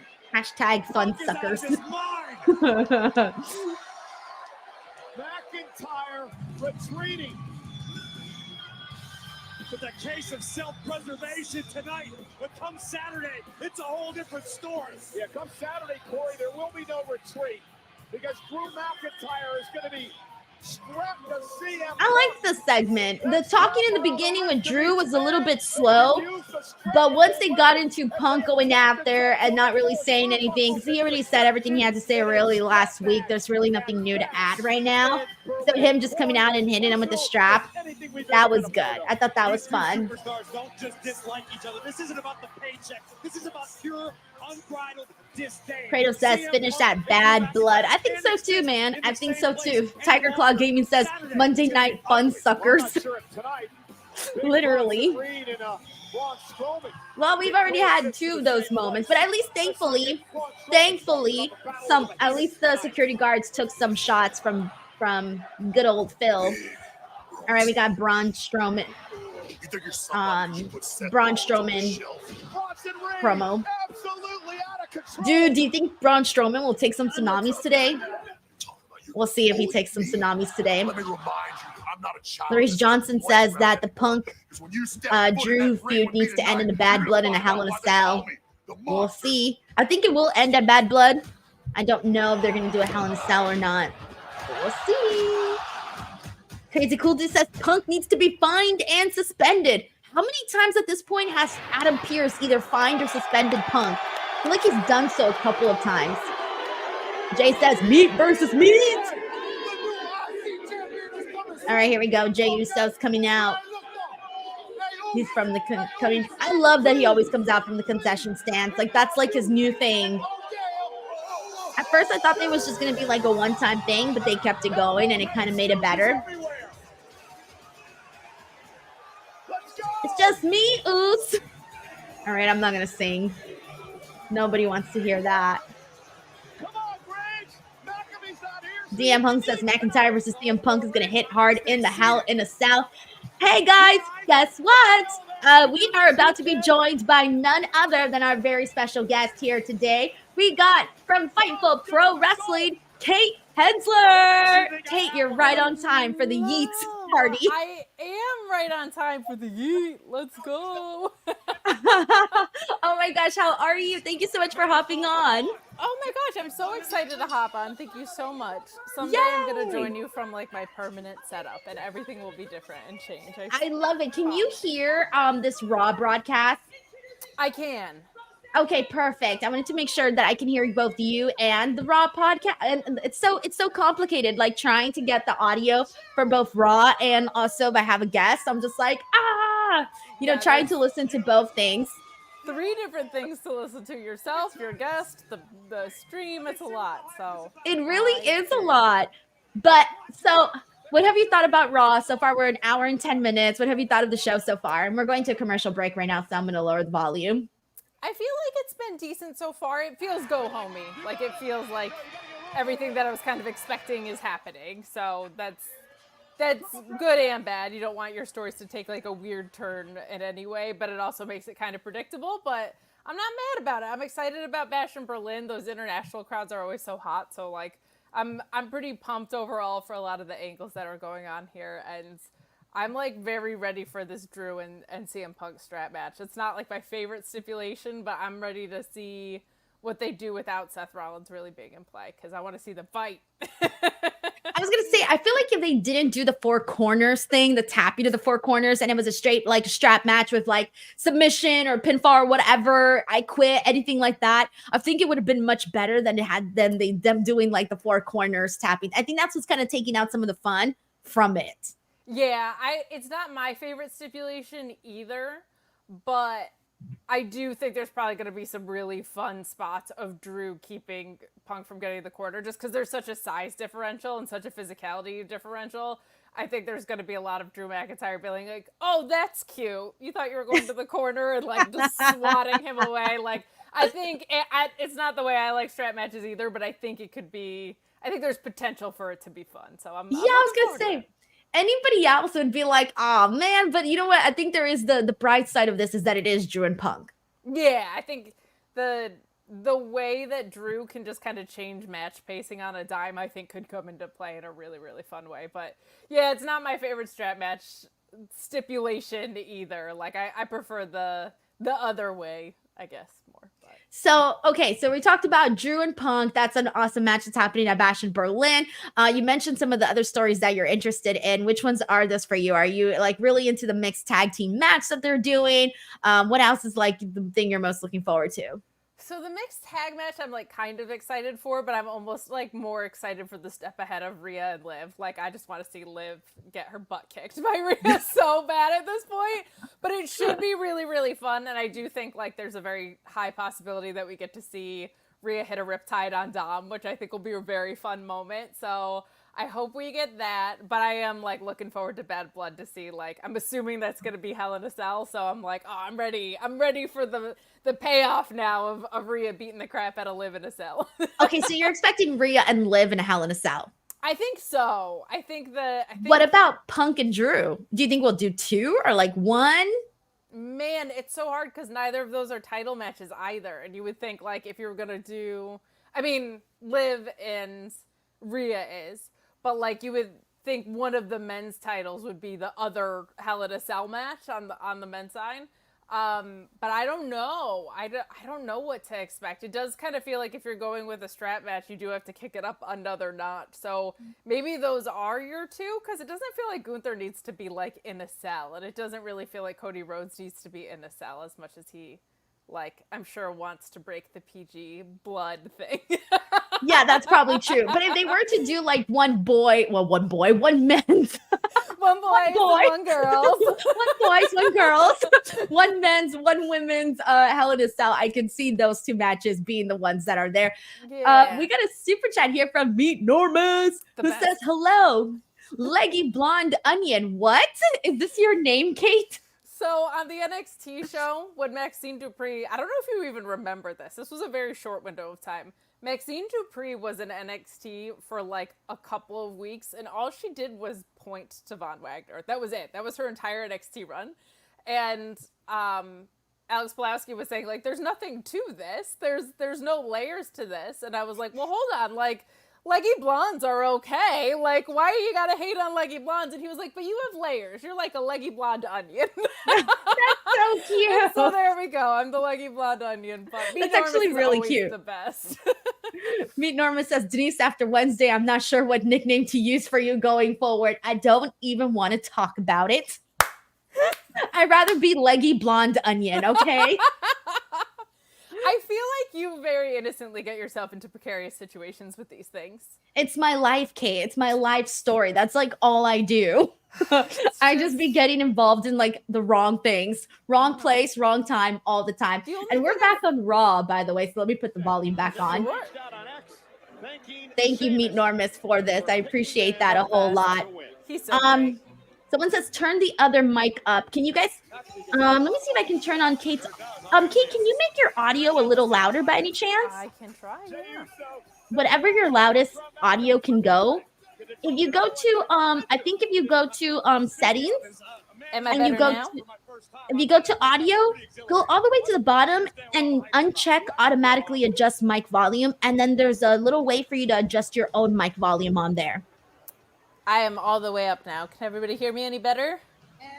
So the problem is that I think we're all so we can hear you a little bit better, but I think it's still kind of around the same. Let me see. Can you guys hear Kate all right? Hello, we'll have Kate do like an audio test. Hello.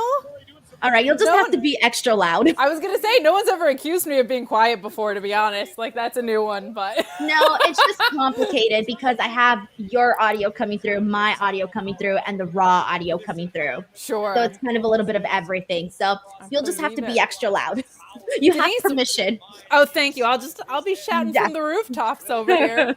What are you excited for Bash in Berlin? Oh my gosh. Well, I'll be at the show. So that's amazing. So you're excited to go to Berlin? Yeah, sure. I'm more so just excited to be in Berlin because that's like I've never been before. But in terms of the shows, I mean, the match, it's pretty much the exact same matches as you. I am curious about Gunther and Randy Orton, just more so about like the match. I think Cody and KO could be a lot of fun. Overall, like they can have some good matches. Of course, the matches that are really that you're sort of just like, I think the endings feel a lot of very predictable though for pretty much everything. But I'm still looking forward to like the actual matchups though. That's the only thing with these smaller cards is it feels kind of like they're very short and predictable, and because there's only 5 matches, there's not really anything to kind of weave you in and out.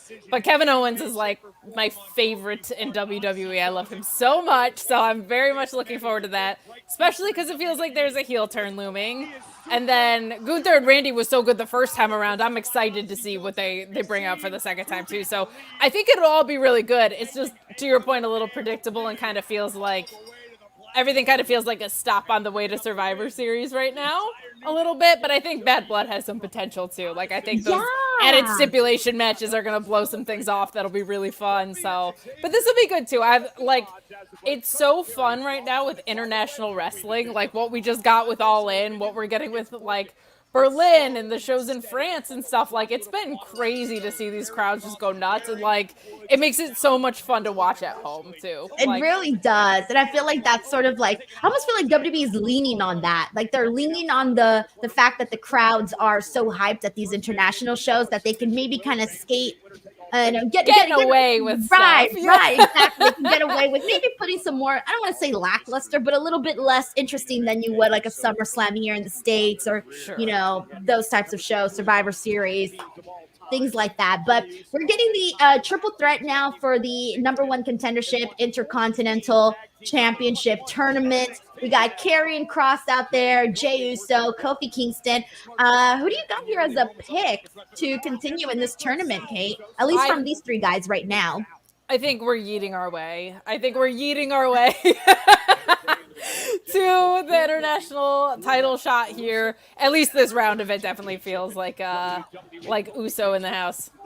Yeah, it does. I think I feel you on this one too. I mean, have they even said how many people are in this tournament? Because I know they announced two 3-way matches, two triple threat matches, and I'm wondering if that's it or if there's going to be more. I feel like they're stretching this by calling it a tournament because I'm pretty sure it's just these 2 triple threats, which isn't really a tournament. But that's not a tournament. No, it's really not. I mean, maybe. I don't know. I mean, it is in the sense that whoever wins the triple threats will face each other, so I guess that's round 2, but a bit of a stretch calling that a triple threat, I think. Okay, because I was expecting more. I thought like, oh, maybe there's going to be 4, like, I would say 4 triple threat matches and you can call it a tournament. Yeah, that's even fair too. And with the Money in the Bank qualifiers, they did a really good job with those triple threats. So I was kind of thinking that's what we were getting, but people are saying that.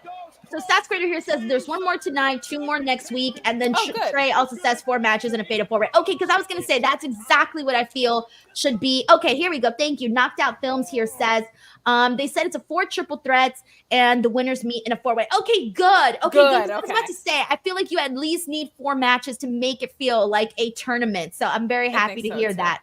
Perfect. That's good. Yeah, I didn't catch that. I only got the ones that were announced for tonight. So that makes me very happy.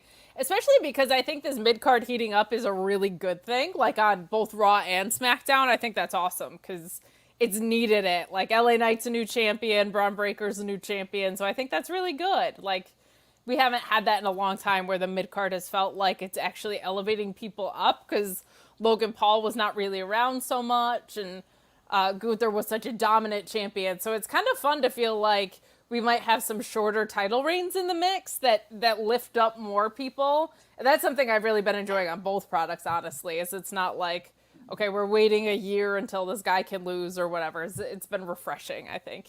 I love that. I feel you on that. We got a super chat here from Tim McFowle. Thank you so much to Tim, who says, after the first hour of Raw, I needed to be influenced. Going from watching All In to watching Raw, it's like going from a 5-star resort to sleeping in a subway station and sharing a sleeping bag with rats. What? That is aggressive, but very funny. I don't even feel like I can compare both shows. Like, that's the thing. I was just talking about this somewhere, Kate.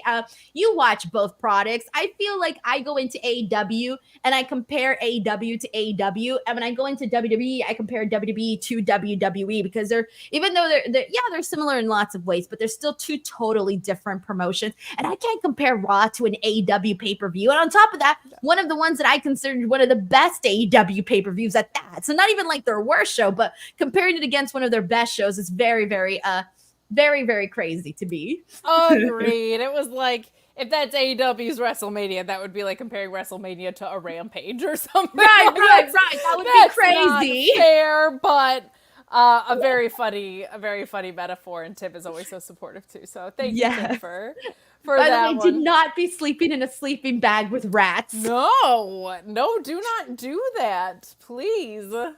That's hilarious. Thank you so much, Tim, for that. All right, so we're in a commercial break, and Kate, so on these watch-alongs, I like to play games so that we're not bored here watching Burger King commercials that we've seen 500 times. So I do little games during the commercials. So are you down to play some games? Always. All right, so I'm going to show Kate one of our older games that we've been playing, and the chat, please, you guys play along as well. I'm going to show you a piece of a wrestler, and you have to guess who the wrestler is. All right, some are easy. I've seen this one with you before. Okay. Some of them are easy, Kate. Some of them are difficult. Here we go. We'll start with an easy one. Here we go. Who is this? That actually could be a few people. I was like, oh, it's easy. That is not easy, I feel like. Honestly, it feels like Ava. Oh, hey, girl. You know what? You got it. The chat's got it. Hey! And the answer is Ava. All right, here, let me pop it up right here. This is Ava, and that's what you were looking at. She busts out like the coolest grunge 90s aesthetic sometimes. Yes. And I love it from someone her age. I'm like, please bring back the flannel and the Doc Martens. I love that look. I love that vibe. It's one of my favorites. All right, we're back on Raw.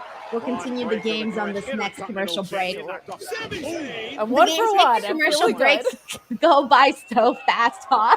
Like, they do, yeah. Oh, hey, it's over. I'm like famously indecisive with stuff like this too, so we're gonna be like halfway into the next match, and I'm still gonna be guessing. It's fine. We got a super chat here from Meet Normus who says, "I do Prince Nana's dance during Burger King ads." During the Burger King ads, that calls for it. I'm in. That's hilarious. I'm in. That's too funny. Thank you so much, Meet Normus. Appreciate you. Are you guys hearing the audio okay? Everybody I can good? hear it. Okay, cool. Can you Because hear I it was at hearing home? myself earlier for whatever reason. I don't know why, but we're good now. Everyone in the chat say that you're feeling juicy if you can hear the audio. How's that? Oh, yeah, for real. Feeling juicy. Okay, good. Ever since Everybody you can told hear. me that, I'm like, Okay. I like that better. You see? I I'm was so right. in on that. You are right. Yes. You are 100% right about that. Feeling juicy. Feeling juicy. It's cuter. It's cuter. That's where it. she says, I'm feeling juicy. I love it. For those of you asking, guys, we could play the raw audio, so we're good. So we won't get demonetized on here. We can play the That's raw so audio. sweet that they care, though. No, yeah, because I didn't know. So for the longest times, I did watch-alongs for Raw without putting the audio. And then I found out that apparently that's okay. And I was like, okay. So I did it once, and it was cool. I did it twice. It was cool. Now this is my third or fourth time now, I think. And everything's been good. So I'm like, until they tell me otherwise, then for the most part, I'm okay. Right. That's funny that you can play the audio, but not the visual with the audio. Yeah, no, I think that would be like just giving the show for free. I guess so. Yeah, but like for example, yesterday when Reg and I did the all-in watch-along, I didn't play the audio because that's a pay-per-view, so it's like different, you know. Makes sense. But I did get cleared by Triller to share my video reactions Instagram. So they cleared that. And I was like, all right, cool. So I could show the video on Instagram and Facebook and TikTok. But I got their permission to do that. So express written consent, people. It's important. Oh yeah. Exactly. We got David Capelin here who sends in a super chat saying, I'm happy about Michin getting a nice push. She looks great lately. Also, I think Ivy Nile is starting to lose her mojo and Maxine Dupree is rising. I agree with the Michin stuff. I love to see her getting these opportunities, and it feels like she feels like this is her time too. Oh, I think Jay's winning right here, Kate. There you go. It happens. I knew Ava, and I got my prediction right. I'm killing it on this watch along so far.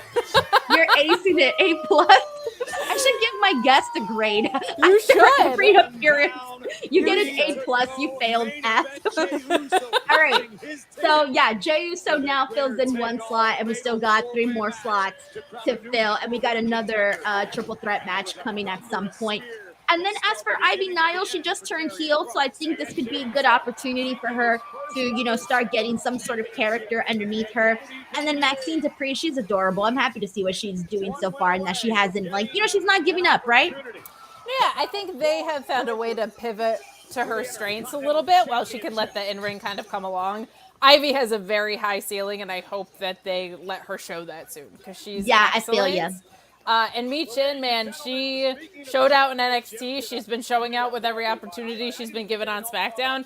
Only thing I need from her is a couple wins before facing Nia, but it seems like we're running out of time on that. But she lost to Nia twice, so it kind of feels like inevitable. But her aesthetic is awesome. The way she's moving in the ring is awesome. Very, very happy for her. Very, very happy for her. Thank you so much, David. We're getting a Gunther promo. Let's see what's going on. My focus is fully aimed to Saturday. Because as much as SummerSlam went down in history as the day when a Ring General saved this great sport, Bash in Berlin on Saturday will be remembered as the day where Randy Orton finally met his match. And the Ring General will leave Berlin as the world heavyweight. That's always my favorite when he says, I don't know. Me too. I love that guy. I'm so intrigued to see the reaction that he gets in Berlin. I hope it's off the charts because he's been great. I'll be extra loud. All right, we're going to a commercial break, by the way. We got a super chat here, a very generous one. Wait, are we going to commercial break? Oh, shit. I don't think so. Whoops, my bad. I was like, we haven't been back that long. Yeah, I was about to say, because usually I saw them going to Randy, and I saw that it said next, and I'm like, oh, okay. No, we are going to commercial break. They just decided to not go to commercial break right away. Make me look like a fool. Okay, so let's go ahead and get into this super chat here. A very generous one. Thank you so much to Brandon Udstrom for sending this in. He says, true story, got in a small Twitter spat with Baron Corbin, which ended with me offering to knit him a Christmas sweater. He asked for a big wolf wearing a Santa hat. Definitely wasn't on my 2024 bingo card. P.S. I don't know how to knit. What? I'm going to need more context. I'm not trying to pressure you into sending in more money, but in the regular chat, what was the fight about? Why did you offer to knit if you don't know how to knit? I have so many questions about this, but Brandon, that is very, very, very funny. I'm surprised that Baron Corbin responded and was like, cool, like all is good if you knit me a sweater with a big wolf on it. My goodness. You gotta, you're gonna get a learning. Learning to knit, my friend. You gotta follow through on your promises. That's definitely true. Good luck, Brandon, on that. And thank you so much for the super chat and the story to go with it. That was so awesome. That popped me. Everyone's like, that chat is legit hilarious. It had all sorts of turns and swerves, and we're like, what is happening? Where it started and where it ended. Not what I thought was happening. I love everybody's like, what? That's amazing. All right. Oh, like, Jinx, give me a soda, Kate. Oh, my God. I had an A+ too, and now I just got jinxed. All right. Let's continue the game while we're here. Sure. Let's do this. Here we go. I'm going to give you a hard one, or at least one that I would consider kind of hard. Here we go. Here's the hard one. Good luck to you and the chat. Just an eyebrow. And a tan shimmery. I'm going to say, because she has rocked this eye makeup before, and I feel like her forehead is maybe not this different in color. Nia Jax. No, not Nia. Do I keep guessing? Yeah, I keep guessing. Oh my God, We have till Raw starts again. Once Raw starts and you don't got it, I'll just have to give the answer. Unless you don't get it, or maybe the chat will get it, because I'm looking at the chat too. It's not Nia, for those asking, and it's not Sonya Deville. Oh, it's not Sonya Deville. Sorry, Kay, I should have given you a chance at saying Sonya. No, that's okay. I need the chat's help. It's probably a gal, because we do have eyeshadow and like a very eyebrow penciled in. Chelsea Green. No. Dang.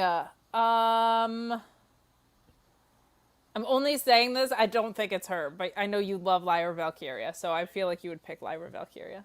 So, yes. Oh my gosh! Lyra Valkyria. I was like, it's not her, but I know that Denise loves her. So I guessed it, and bang! Yeah, and then also I had seen Zeno Hour with the answer, and I was like, I'm not gonna say anything. I'm gonna give her a chance. I got there. 2 strikes.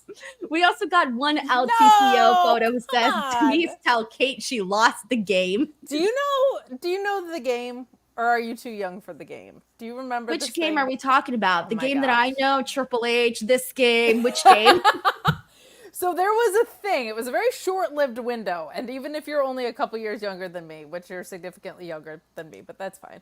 Oh, whoa. There was this thing where you would try and make people think of the game, and that's how they would lose the game. So, like, if I had said to you, like, what's Triple H's nickname? And you were like, that would be you losing the game. It was like this very short-lived period in time where you tried to get people to think of the game. And that's how they would lose the game, is by thinking of the notion of the game.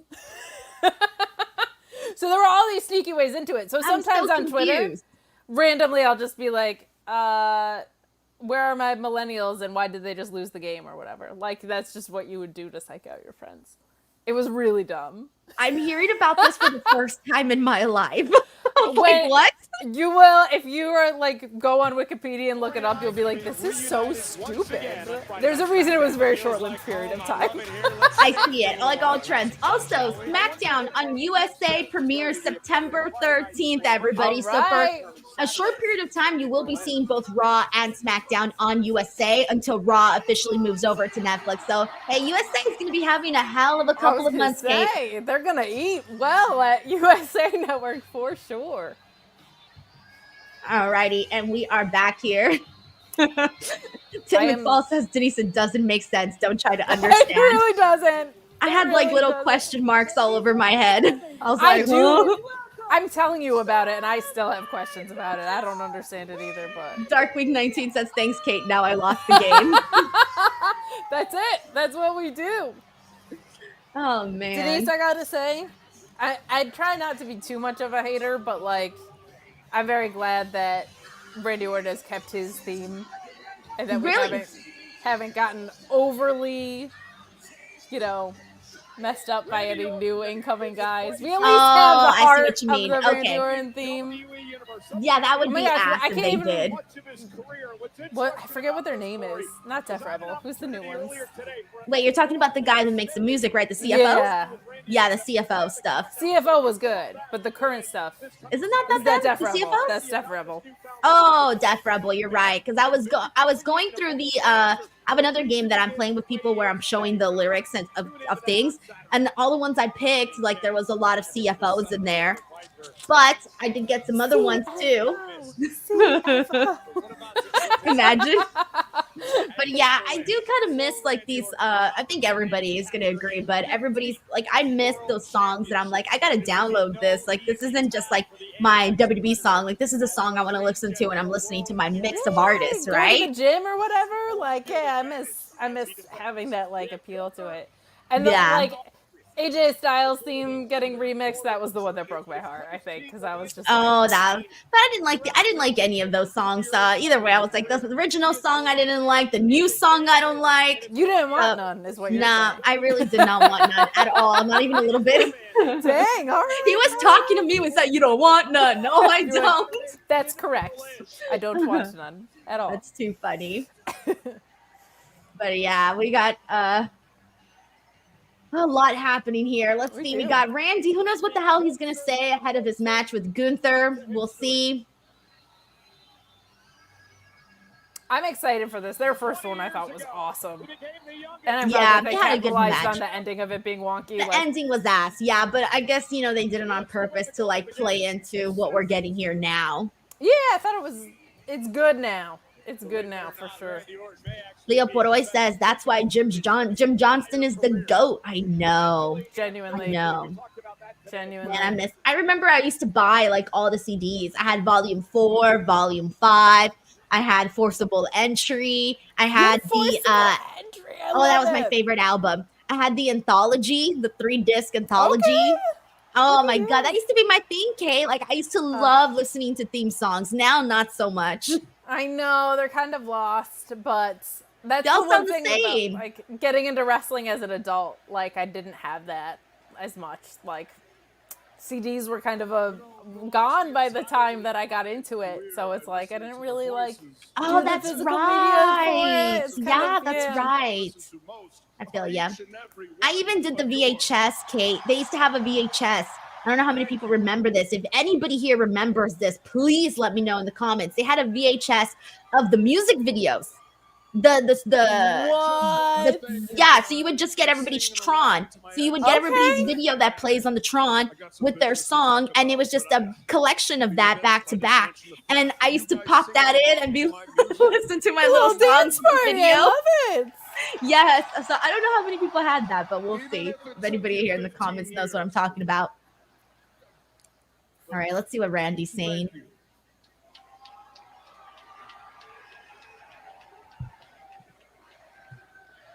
Tony here says that he had that DVD. I had the VHS. Okay.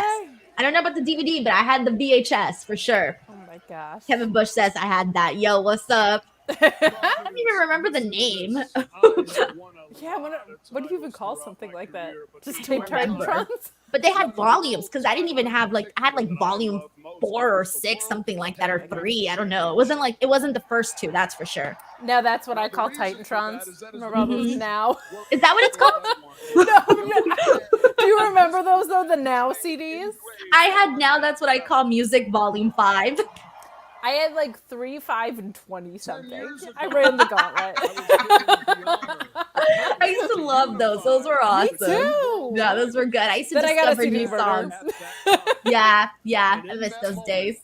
I retired the World Heavyweight Championship with my name once again engraved. Do you think we see Randy hit 16? I think at some point. Yeah. I think at some point, yeah. They should. Heavyweight Championship. I agree with Sask Ryder too. Forcible Entry was the GOAT of all WWE albums. That's what I'm told by a lot of people. It's the best. The best. It's all rock songs of theme songs. Yes. It's so good. That's the vibe from them. That's what you want. Me to compete, to perform one day again for each and every one of you, that I was going to do everything in my power to one day make sure that my name was engraved on the World Heavyweight Championship. And this Saturday in Berlin, I get my opportunity. New World Heavyweight Championship. New title. Ooh, you deserve a chance. And when Randy Orton really wants to care. Yeah.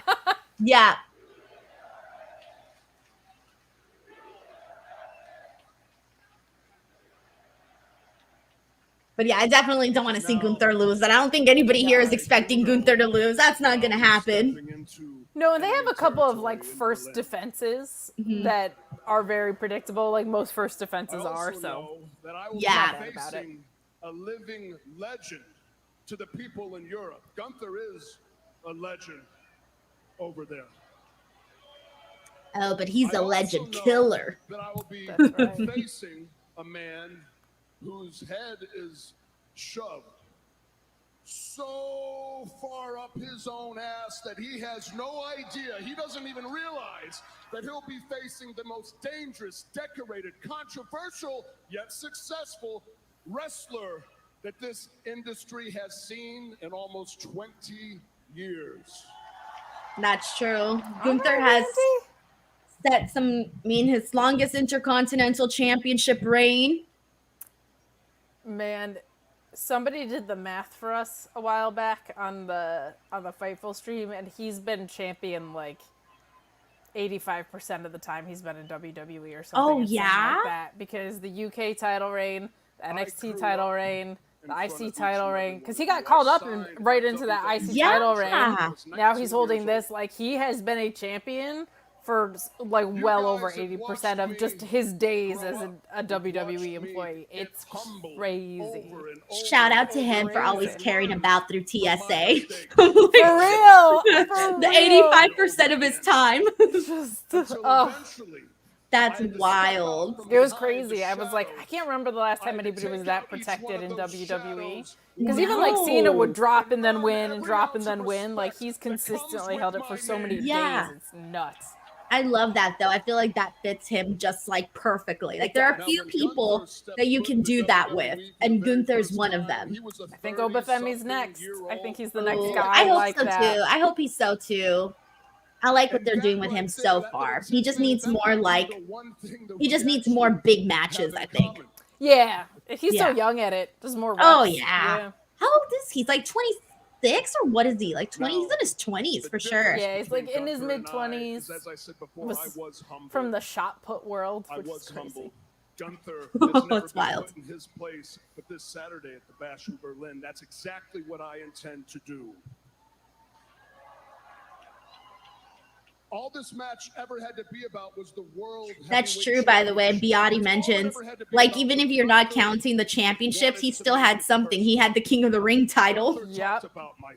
That's so wild. Talked about all the demons that I've had to face, and This is amazing. Carlos V says only Nicholas had a better percentage, 100%. That's brilliant. That's excellent. And I beat those demons. Just like I'm going to beat you this Saturday and become a 15-time world heavyweight champion. If WWE had a Ripley's Believe It or Not, but like WWE's Believe It or Not, this would be a fact in there. A Nicholas fact for sure. For sure. The three most dangerous letters in sports entertainment. R-K. So are we getting Gunther tonight or what? We're not getting Gunther tonight? Just that little promo before, I guess? Yeah, I guess so, yeah. This was fine. He didn't really say anything too crazy. He kind of just reiterated a bunch of stuff. Yeah, no new developments, but no. You can always tell when he seems pumped and he seems pumped, so that's kind of cool. Yeah, that's good. He's pretty transparent. When he doesn't care about a program, you can tell. All right, we got Pete Dunne next. He's part of the next triple threat match that's coming up. Hey, Pete Dunne's having a good hair day today. What's up? Not bad. That's what's going on. Let's see. I forgot who's in this match. Oh yeah, we still gotta get Braun and Bronson Reed and Braun Strowman. I'm so looking forward to this match. Yeah, I liked the promo that we got from The Miz earlier, actually. Like, he's not always the most for me, but I thought he did a good job. Yeah, he's not the most for me either. It's next! Braun Strowman and Bronson Reed's next. Nice. Interesting pacing tonight. We broke away to that commercial so quick. Now we're just bang, bang, everything you want. All in this segment. No, I was just telling everybody earlier, Kate, that and we're going to commercial break right now. I was going to say, I never realized how many commercials there really are on Raw until you start doing a watch along, because then you realize how many commercials there are, because I mute all the commercials. We're in commercial break right now, so that people don't have to listen to the commercials, obviously. So, yeah. Like Cricket Wireless or whatever. I know. All right, let's continue this game. Let's go. All right, here we go. Okay, let's see what else we got here for you. We're taking out Lyra since I already did that one. Eyebrow. Come on. I'm gonna try to do something. I'm telling you, I'm picking the hardest ones that I can possibly. This one's not. I don't know what this one might be. Here we go. Here's the next one.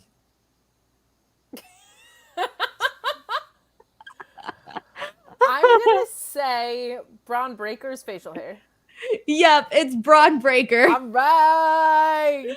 I think I showed too much. I'm not bad at this. His is just like very specific, I feel like. I don't know why, but that was like an easy one for me to pick up. We got a super chat here from Terrence Johnson who says, my first ever live event I attended was Backlash 2007. P.S. Every time I need a laugh, I just watch your crazy 101 Blue Chew comments. Oh my God. Shout out to Blue Chew, promo code Denise. Well, that reminds me, I got a Blue Chew ad to play later on today. So we'll get that at some point. But here we go. Let's keep the game going. So, here we go. We're going to give you another eyebrow since this may or may not be challenging for you. Okay, you guessed the last one, Kate. I did. That is true. A thin eyebrow. I feel like the only eyebrow everyone should always recognize is The Rock. That's a very fair point. This is a thin eyebrow though. This is tough.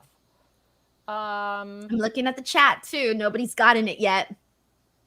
Is this Chelsea Green? No. It's not. Nobody's gotten it yet in the chat either. Is this Liv Morgan? This is not Liv Morgan.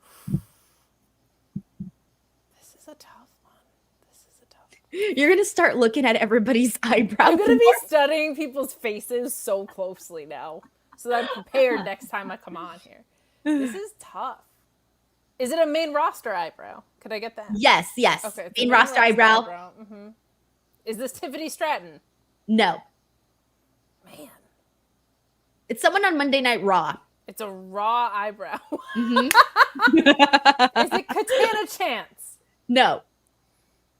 No one's gotten this one yet. Nothing that I've seen. Is it Sonya Deville? No. It doesn't feel like it's from that trio. She's got thicker eyebrows, I feel. Is it Dakota Kai? No. Man, I am striking out. I don't think it's Io Sky. Don't think it's... Who is it? Why did I just assume it was Damage Control? I have so many questions.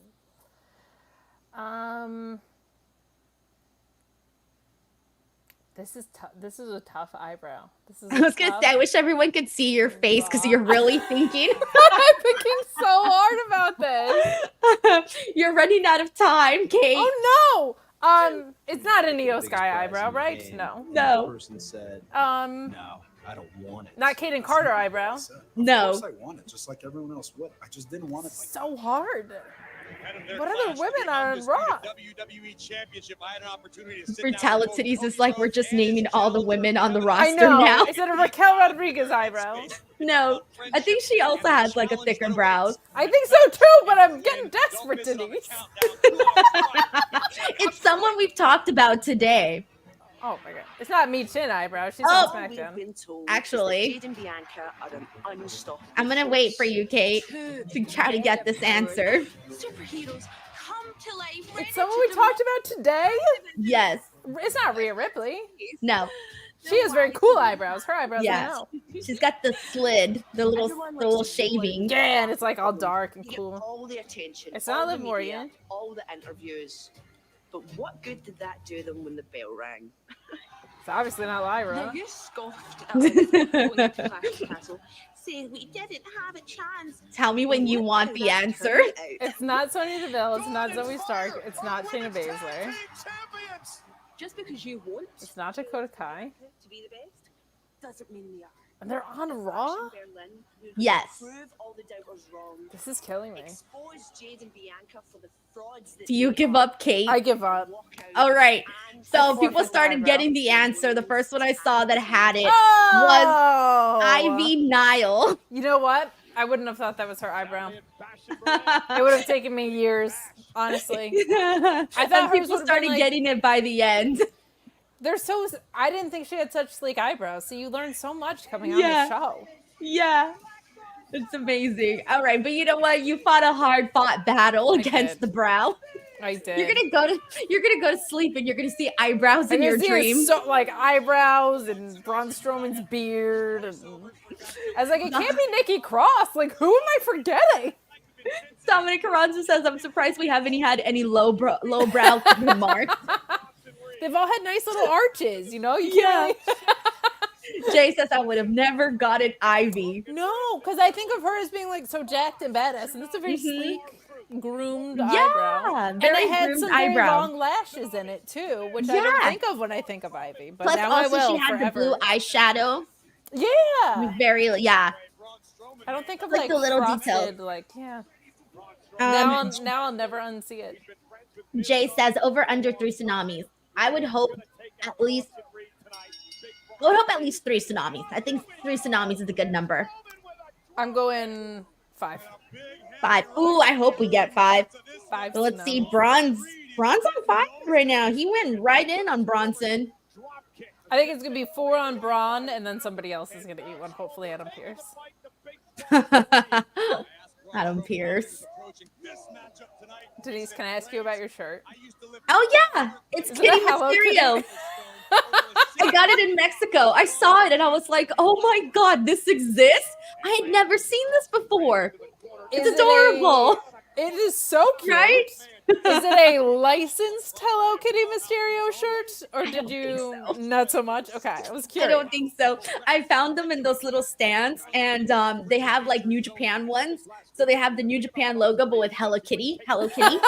The lion mark with Hello Kitty is awesome. The lion's like eating the Hello Kitty, or the Hello Kitty's like coming out of the lion's mouth. I'm not even too sure, honestly, what's going on there. Oh, that's brilliant. But let me see if I have a picture of it. I'll pull it up.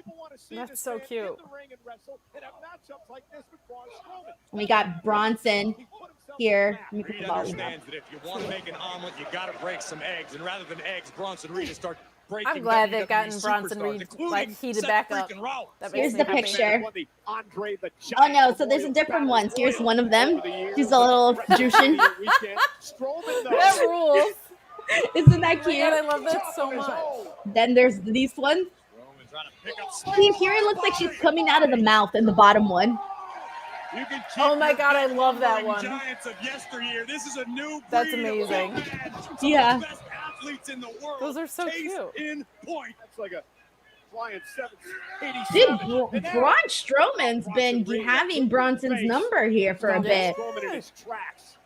And talk about athleticism, crossbody of his own. My goodness, and even I Strowman love Bronson realizing Reed. it's I'm happy for him. safer on the outside. Yeah, for the me moment. too. Braun trying to compose himself, perhaps catch his breath after it was surely driven out of his body by Big Bronson Reed. Ooh, what's going on? That was a long shot. Over 700 pounds of beef in this matchup. 700 pounds of beef. The hell is Reed Do you thinking? think they'll do the break the what? ring? What? I won't even try this. I wasn't sure how that was going to turn out, Kate. The dive. That was good. Let's not do that one again. Let's I kind of loved it. I was like, wait, how is this gonna end? All right, we are in a commercial break now, and Bronson Reed just did a dive onto Braun Strowman, and it looked hella cool, actually. It really did, but I was nervous. Everybody reacting to this. Brindle Boxer says Bronson diving on people. Yikes. Saskrider 2 says big beefy Braun. Zito Hour with the meat emoji. Larice Johnson says Air Bronson Reed. Let's see what else we got. We need a triple threat with him and Braun Breaker. So Yeah. that was all the Brauns, just. And then we got more little comments here. Air meat. Meat emojis. Brutality says, I need a House of Kitty shirt that would encapsulate my personality. Hey man, I don't know. Hello Kitty needs to get on it and like start collaborating with WWE or something. Imagine like Kitty Ripley or something. Oh my gosh, that would be amazing. That would be all really for cool. that. That'd be really cool. Oh, and we got a super chat here that I almost missed. This is from Meet Normus, who says, 2 of my favorite. Oh, let me prop it up. Hold on. Wait. Sometimes this happens, Kate. Oh, there we go. Two of my favorite strangers on my screen while I'm eating a meatball sub. About to watch Bronson. I'm happy boy. Meet forever. You're not a stranger. You're just a digital friend. That's all. I love it. Thank you so much for that, Enormous. Appreciate you, man. I hope your meatball sub is good. Even as a vegan, I hope it's delicious. Dominic Carranza says, whose house? Hello Kitty's house. That's amazing. I meow when I drive or something. There's something. Oh my God. We're going to find it. There's something perfect. A Swerve Hello Kitty mashup. I didn't know I needed until today, but here we are. I can't.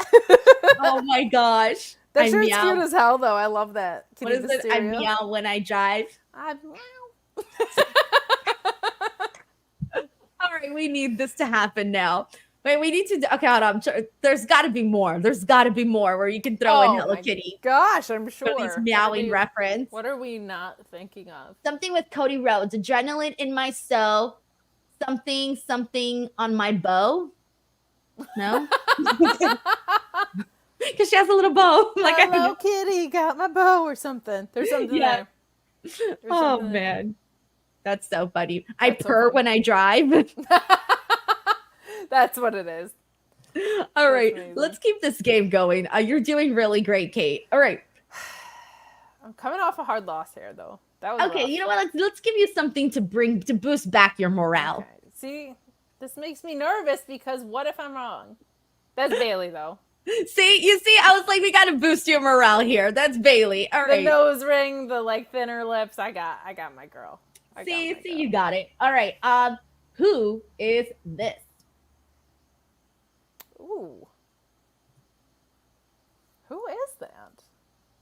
Like face shape, it kind of feels like Indy Hartwell. But like skin coloring, absolutely not. Oh, and we're back on Raw. That was fast. Jesus. That was a fast-ass commercial. Is that Io Sky? No, it's not Io Sky. It has been a super heavyweight showdown from the opening bell in this. These guys are beating the crap out of each other. I know. I'll put a pause on this. I'll give you a break to think. I'll give you a break. We'll come back. Oh! They just made Bronson Reed look like nothing. That's awesome. We haven't had that with Bronson Reed. Pick up someone your own size. Big food. What is happening here? I don't like this. Bronson needs to start getting some comeuppance here. Dude, he's lifting up like he weighs nothing.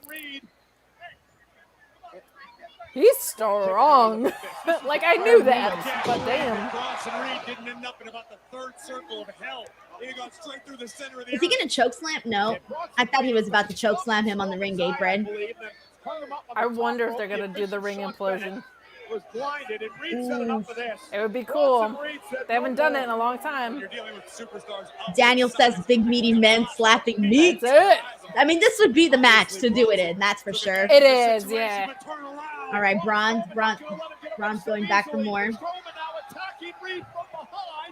I don't want Braun Strowman to defeat Bronson Reed, though. I want to see Bronson Reed win. I do too. So I don't know how I'm feeling right now. Several tsunamis. Showing no signs of stopping. We need some tranquilizers out here. Well, I think the point now is into the screen. The point now is the match has become an afterthought. Oh, these are just two huge men trying to beat the hell out of each other. I like that we're going to the stage. What's going to happen here, Kay? I think this is going to end like in a no contest or something. It might. Yeah, I think we miite get. Is the referee counting? Another day, perhaps Bronson Reed feels as though he because this feels like Bronson's given up. Something's got to happen. Oh, this is there going to be a stage tsunami? Because that would be crazy. Oh, he's waiting for him. Ready to ambush Braun Strowman. Braun Strowman is hilarious, like looking goofy. I feel like I should hear. Is this no DQ? Oh, this is no okay. Wisely avoiding any type of contact with these two freaks of nature. Yeah, security. You might want to get out of the way. I wouldn't be standing there, guys. They look like my size. I'm not done with you. Yeah, you better listen. All right, he's gonna have to do the tsunami off of something over here. Right. Oh, not on the Cheetos. He got chokeslammed on the Cheetos. No. These Not two on the beasts are delicious laughing snack. human beings at one another, Cole. And now they're fighting out toward the parking lot here in Providence. They may flatten all of New England. Oh, I see a ladder set up back there. Strowman and Reed continuing to beat each other to pulp. Something's gonna happen, I think. That ladder's just like randomly set up there. It is a little suspiciously Right? set up there. Backstage. Oh dear, no. Oh, he's getting him with the truss. He's looking at main Strowman. Grunted like a That's lion. what Bronson Reed promised to do. Ah. Hargrave. Oh, they needed it. Oh, Oh there. my god, oh my god, oh my god! Oh, he could barely lift him up, bro. He barely got him off like his feet. That's what I get for not This checking has the been going on for a insurance. while, and they've been beating the crap out of each other. Someone says there's a Strowman now forklift too. Oh shaking yeah, out the I see it. cobwebs, looking around for more weapons of destruction. Lifting that up. Strowman now. Uh-oh. Look out. It's Bronson Reed. Oh. Driven across the hood of the car. He just slid off of that. Here tonight on Raw. Bro, it wasn't even Oh the pounce my that was God. making hurt. It was the The fall. The off fall, the car. yeah. Right. Yeah. This is craziness. All our extra Oh, this is equipment out so there me. in This the is like my match of the year right here. This This is what I watch wrestling for. Damn thing, Cole. I'm just here to Oh talk shit. about it. What is that? Good Lord, Bat? Reed with a pipe? Oh, pipe. No, Aye. oh my goodness, God! Between the shoulder blades. These guys are beating the hell out of each other. This is fun. PD. Oh, he's gonna do the tsunami off of the top of the wall. Somebody get him down from there. Yo, let's fucking go. Wow, Braun's on the car. Oh, this is so awesome. Get down, Reed! Not from up there! Shit. Dude, that was pretty sick. That ruled. Oh my god. Finally, something fucking cool happened. Let's go. Dude, that's a big ass indention on that car. All right, we're in a commercial break. Okay, I don't need 5 tsunamis if you're gonna do one. That's Yeah, awful. yeah. That was crazy. That ruled. That was a good like one and done Yeah, right on I'll the take car. that. That shit look legit My too because God. it's like, okay, you got the weight of Bronson Reed, you got the weight of Braun Strowman, you got the impact. I mean, yo, the math is mathing on that. That is it. Those are 2 meaty men. Not just slapping me, but tenderizing it, right? With you. Everybody's loving this, by the way. They're like, greatest TV moment of all time. Let's It's fucking so go. fun. Love it. This is some GTA shit. Yeah, Meaty Man rules. Street Fighter 2 bonus stage. Bronson Reed forever. Damn. Yeah, they'll have to do that one again. That's at least 3 tsunamis. It's John Equivalent. Cena's car. Oh no! That's They should funny. have done it off of the Slim Jim mobile, right? Yeah. Arnold says, Kate, you can't close your eyes. I know, I do. I'm so matches like this and ladder matches. I just Really? it's yeah. My Like eyes are the opposite. They bulge. I feel like they're like Yeah. full. It's some ladder matches. The one at All In was not that bad. I was kind of surprised, but some of those Because the spots, ladders like, were so little. the ladders were really little, but like the Dante Martin spot that he came down on and his ankle was turned the other way. I very especially much 'cause of- was yeah. like, it was one of these for sure. For sure. I feel ya. It's tough.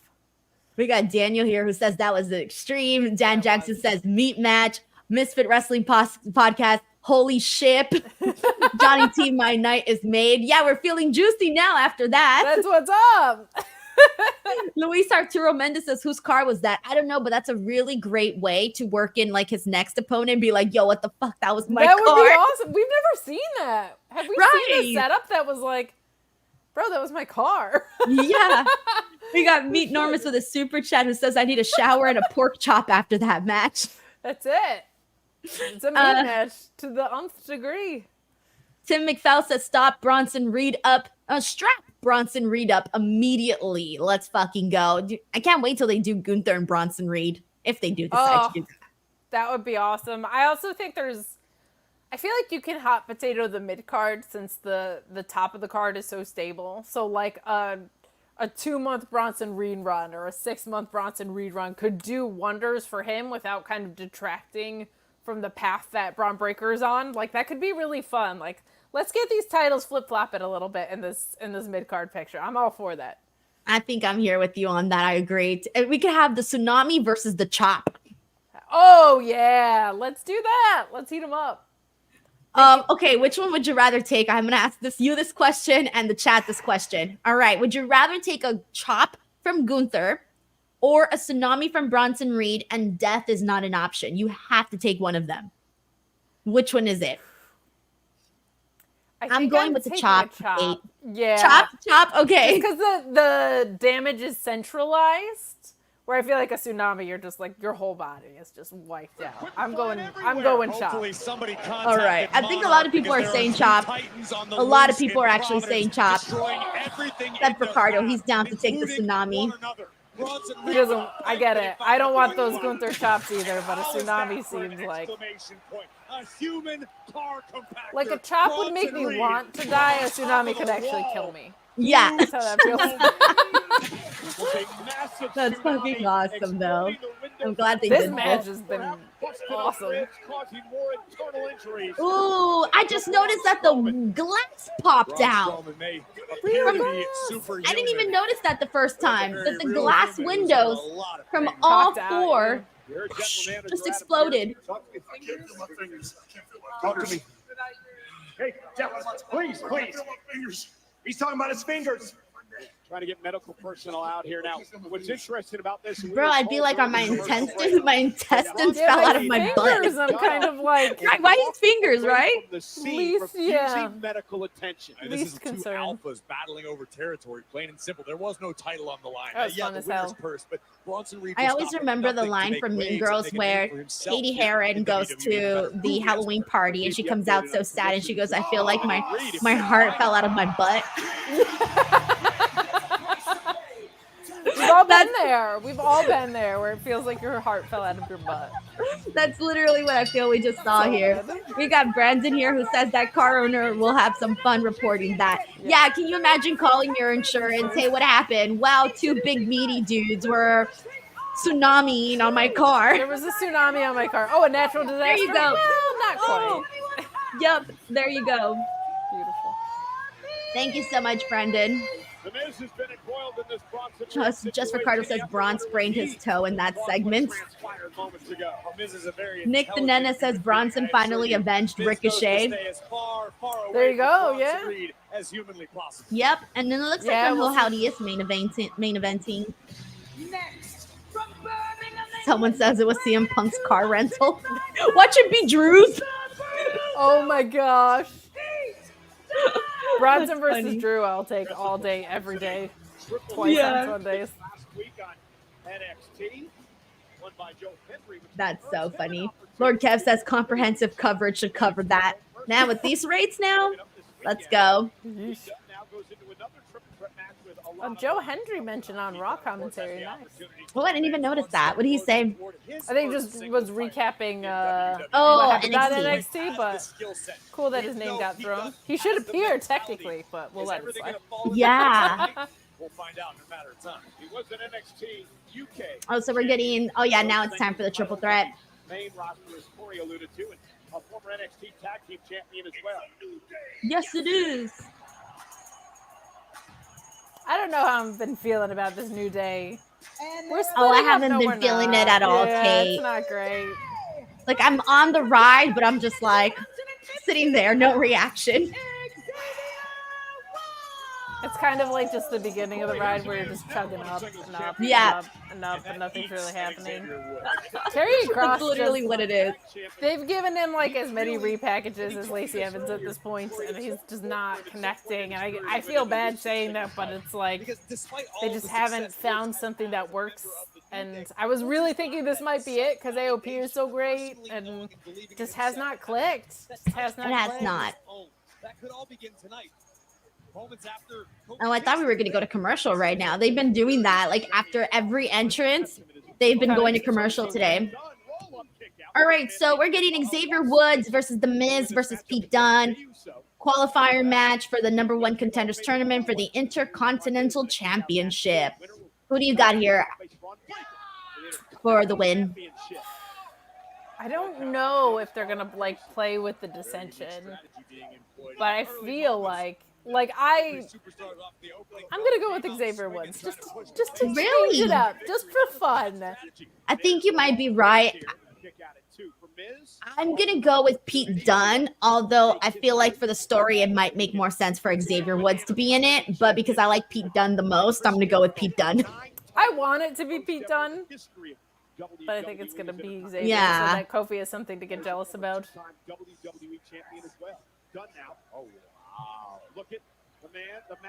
This one's a little less predictable though. Like I could see it going kind of anyway, really. Watch it be The Miz.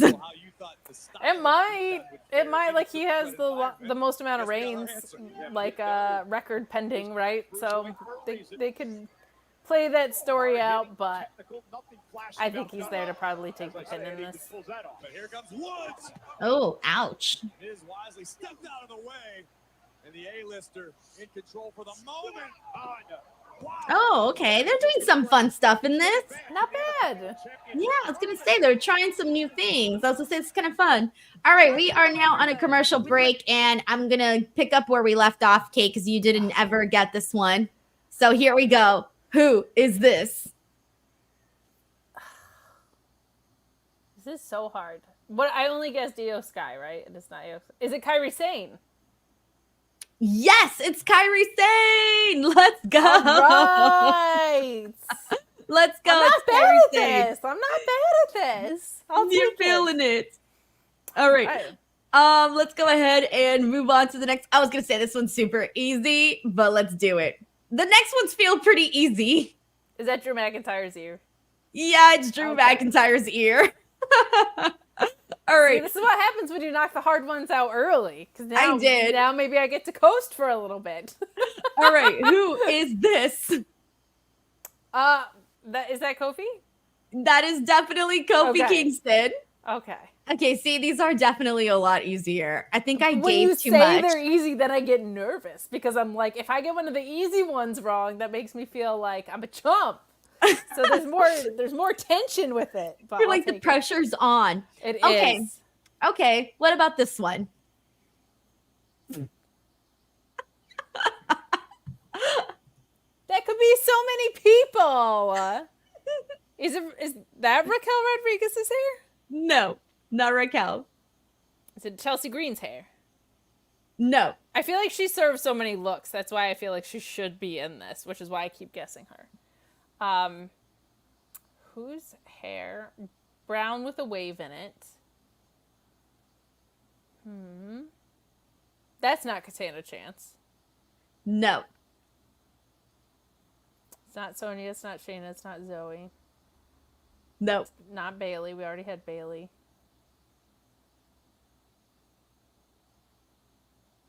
Now I'm just trying to recall the women's roster. Like, this is getting very tricky. I feel like it's a SmackDown girl. I've just decided that. I don't know why. How's the chat doing? Did they figure it out? A couple of people got it already. No! Crap. Brown wavy hair with like almost a blonde highlight in it.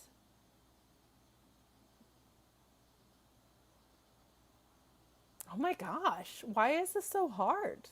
You're going to curse yourself, Kate, when you realize who it is. Of course I'm going to, because you said all these were easy. So I have all this pressure on me.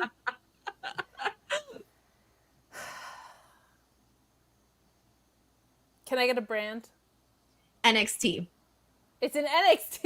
Oh, see, I thought this you were was only so main confident about roster SmackDown. pool. I was like, I don't want to break her heart. Wow.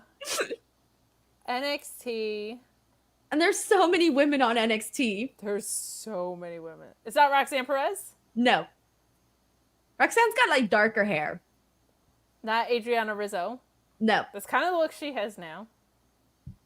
JC Jane. No. Who is brunette? There's so many blondes. That is true, though. That There's is true. so many I've been saying that. I'm like, someone needs to add some color or Dye something. there. Cora Jade's hair is darker. It wouldn't be her. Yes. First man again, pinfall submission will win this matchup. Pete Dunne has been impressive as Woods looks to battle back. Miz has been a non-factor Why is it so hard? for the past several minutes. The A-lister in jeopardy. It's not Kalani. Decision in this matchup. It's not Wendy Chu. It's not Tatum Paxley. There's a lot of women on NXT. It's not Sol Ruka because she's blonde.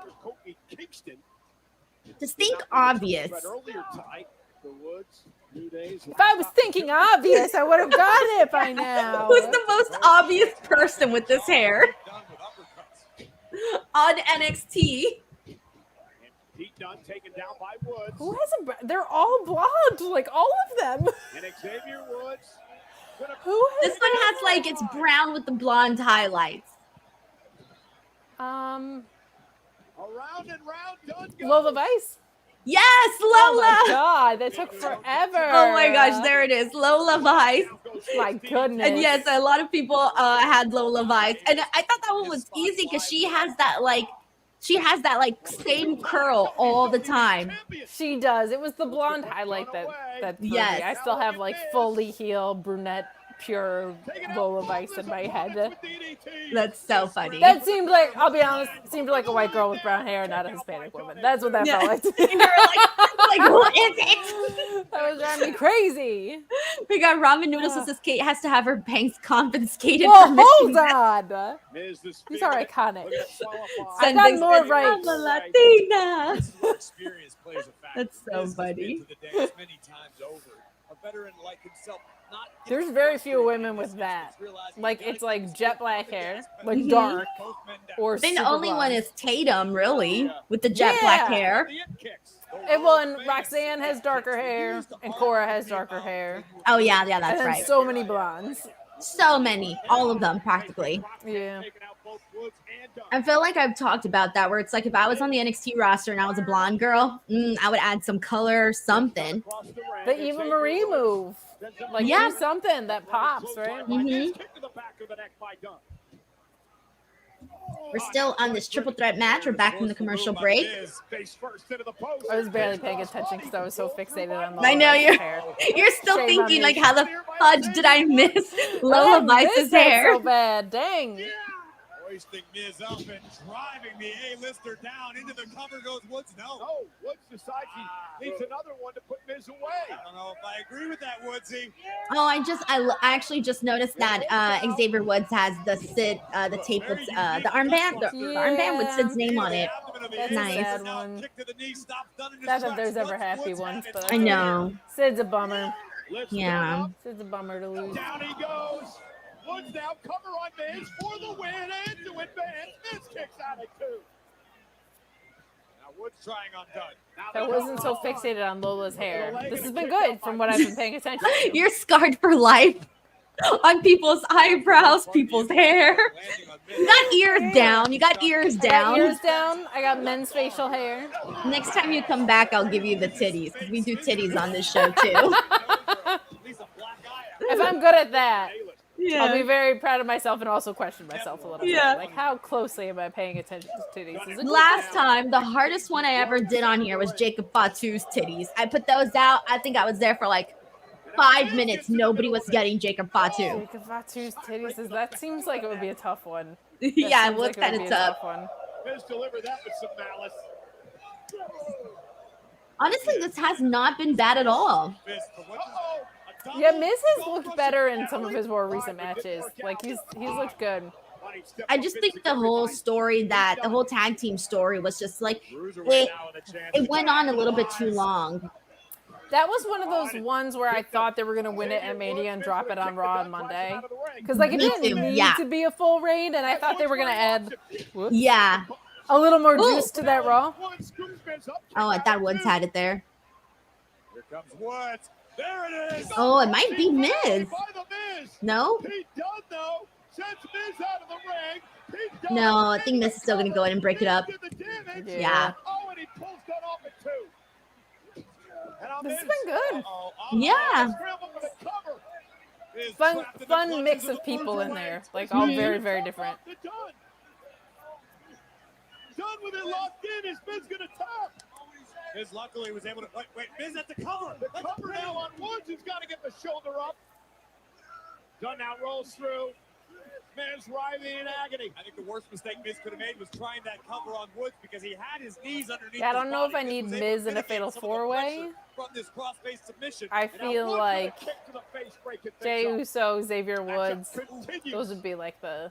I feel like if Miz was in it, but... no one would be expecting him to win. I hate to say it, but they wouldn't be expecting it. He'd probably be there to take the pin. Yeah. Tim McFowl says some innovative stuff in this match. Yeah, that's what I've noticed. Pete Dunne is very good at setting up. Oh, that was cool. Xavier Woods did like the walking on the ropes. That was kind of cool. The official out, no disqualification. Pete Dunne's very good at multi-man matches.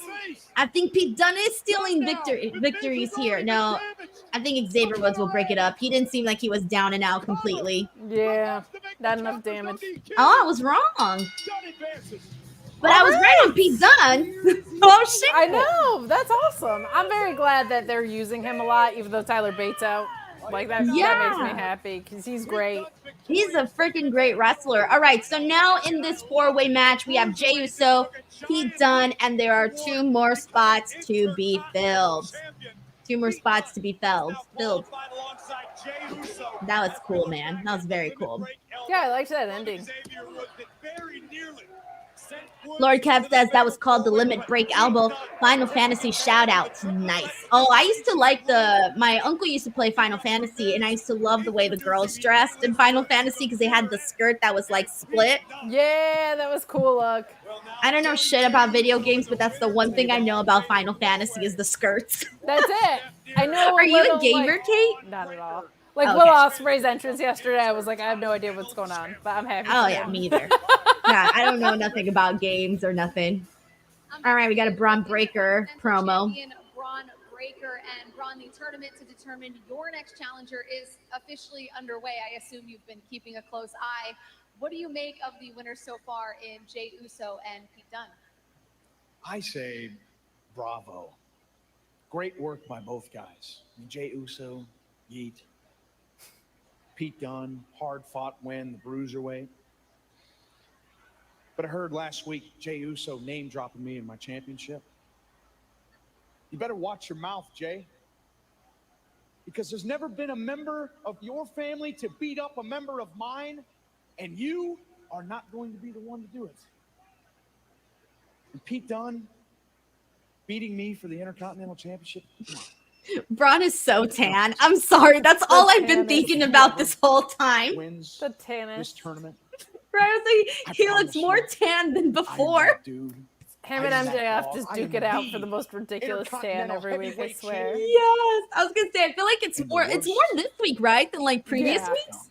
Or am I just like looking at him differently? It gets progressively crazier, I feel. Right. I mean, I could identify his facial hair. I've never gotten a tan in my life. Have you? No, because I went once and I had an allergic reaction. So never again. Never again. Oh, not the spray stuff, but like the fake rays. Yeah. And it was like before a school dance. Just rash. And were you okay by the school dance? Yeah, I was all right. It was still like there, but it was not like as inflamed as when I first got out of there. Oh, it was hell no. Crazy. Never again. No. Even like now they're like, but there's different. I'm like, nope, I'll just be my pasty self. I don't give a shit. I was gonna say, I know now they do like those God, I don't even know what you call them. They're like, I guess they are like sprays, like no like UV tanners or anything like that. Yeah, you just like go in and they spritz you, right? And then you turn around. But then like, you know it. How do you? Don't lie. Like it gets on your clothes and your sheets and stuff. I'm like, this is what you get. Right. No way. I can't do that. I can't do that at all. Well, Kate, I know you did say you were going to be on for an hour. You're more than welcome to stay the whole way through, but if you got to go, thank you so much. You let me know whatever you want to do, Kate. Yeah, I'm going to jump to go set up for my own stream and get some of my audio stuff figured out. But I had so much fun with you. Thank you so much for having me on here. This was a blast, and good luck to the chat figuring out whose faces and eyebrows and facial hair and ears and whatever you have. We got lyrics coming up too. Yeah, that's the real reason I'm leaving, okay? I can't be shamed anymore about these wavy hairs on ladies, but I had so much fun with you. Thank you. This was a blast. Thank you, Kate, for coming on. You were our first guest on the Raw podcast, so congratulations. I mean, on the Raw watch along. Congratulations. I'm making history here on the Speak Now. I love it. Thank you so much. Wait, hold on. Wait, never. You're the first official guest. I just realized I did have some cameos from Sean, but he wasn't an official guest, though. Who's Sean? Please. So he doesn't count. Sorry, Sean. He doesn't count until I send him my invoice in a few days. Then he counts, and then he goes back to not counting again. But no, you're the first official guest here on this Raw watch along. That's it. Thank you very much. I am the one that is in the books. Okay, you go look up the Denise Salcedo history books. I'm acknowledged in there. So thank you so much. I had a blast. Awesome. Thank you, Kate. Guys, give some love to Kate. Make sure to follow her, and we'll catch Kate on the next one. Bye, Kate. Absolutely. Bye. Alrighty, guys. So thanks to Kate for coming on. I want to make sure to get some guests on to these Raw watch-alongs because, usually it's just me and, well, I like to add a little extra, flavor and whatnot here to the watch-along as we're chilling and watching some wrestling, playing games, all of the stuff. Rick Moore says SRS is not officially recognized. Nope. Because he kind of just came in like randomly, like he wasn't booked for this. Kate was officially booked for this. So I'll try to get some more guests and whatnot. I just need to figure out who to reach out to and whatnot and see who wants to come on and do a Raw watch along. Because usually when I reach out to people, it's for podcasts and things, stuff like that. It's never watch along. So I'm like, all right, let's see who's down to just hang out and just chill and whatnot. But we'll go ahead and see what the heck's going on. We got Aaron Teagle here who's asking about my Christmas plans. Let me see. Well, that's still a long time from now. Well, I guess not really. We got September, October, November. Oh my God, it really is almost Christmas already. Usually for Christmas, I just get together with my family. We make tamales, and that's pretty much it. For Thanksgiving, we go to my aunt's house. She makes turkey. That's pretty much it. Halloween, when the kids were smaller, we used to go trick-or-treating. Now they're in the phase where they just want to hang out with their friends. So depending on what day Halloween lands on, if there's no wrestling going on, then I will, hang outside my door and hand out candy. But to be honest, and I have a question, this is for the chat here. Do you guys have a lot of people that even come to your house to trick-or-treat on Halloween? Because last year I stood outside my house and I had 5 kids that came through. 5, and I had a shit ton of candy. And so finally I just started giving handfuls. So I'm I'm gonna get stuck with all of this candy if more kids don't show up. So all the kids who came to my house got a shit. I filled up everybody's bag, half, each person got half of their bag filled at my house. Brandon Eugstrom says we need Team Danuke. Let's get it. The problem with Luke and why I can't get him too often is time zones, guys. He can only do super early shows. I'm talking 9 a.m. Pacific Standard Time. So I got to wake up early. He can't do post shows because of the time difference. He's asleep while we're doing post shows. And watch along, same thing. For example, right now, what the hell time is it in London? Right now in London, it's 3:29 a.m. and it's 7:29 p.m. for me here. So because of the time differences, it just makes it harder to get Luke on the show. But I definitely do reach out to him, though, at least whenever I can get him on, usually for predictions. That feels like when I can get him on the show. We got Denke here who says Reg was a champ staying the whole 5 hours. Oh, yes, but that was for the AEW All-In watch-along. So technically, Kate is being acknowledged for the Raw watch-along, which is separate. Reg hasn't been on the Raw watch-along just yet. So I'm out here putting things in brands and all of that. But yes, Reg was a freaking champ yesterday. We did 5.5 hours yesterday, which was, believe it or not the longest stream I've ever done, but still a very, very long stream. And by the end of it, I was like, Reg, go enjoy your day. peace, go do your thing. And I think like by the end of the day, I didn't even want to talk anymore. I was laying down in bed and I was just like, I don't feel like talking anymore. I'm just going to lay here. And that's literally what I did for the rest of the day. After I went to dinner, I did go to dinner though. It was a nice dinner. Day, thank you so much for the super chat. I appreciate you so much for sending that in. All righty. We are getting the Terror Twins promo now. Let's see what's going on. They explained why they stabbed us in the back. And they think we're the bad guys. You damn right we're the bad guys. It never felt so good to be bad. And I mean, you guys made us the villains that you can't live without. I mean, I don't think they're the bad guys here. Rhea and Damien. At Bash in Berlin, you don't have to play nothing. Because we are going to make you victims. They don't feel like the bad guys. But I get what they're trying to do. Within the WWE by being the good guy. And at Bash in Berlin, the Terror Twins are going to show no mercy. Let them know. Al final, el diablo viene por todos. Basically, we're your devils, and we're coming for you. Okay. Scary message there for Liv and Dom. We have Dominic Carranza who's asking what's my longest stream. So my longest stream was actually a couple years ago. I worked with this company. I don't know how many of you guys know them. They're called What's Trending. And they cover like pop culture news and all of that stuff. And they did a 3-day event at the Sundance Film Festival in Park City, Utah. And I was hired as the lead host for that.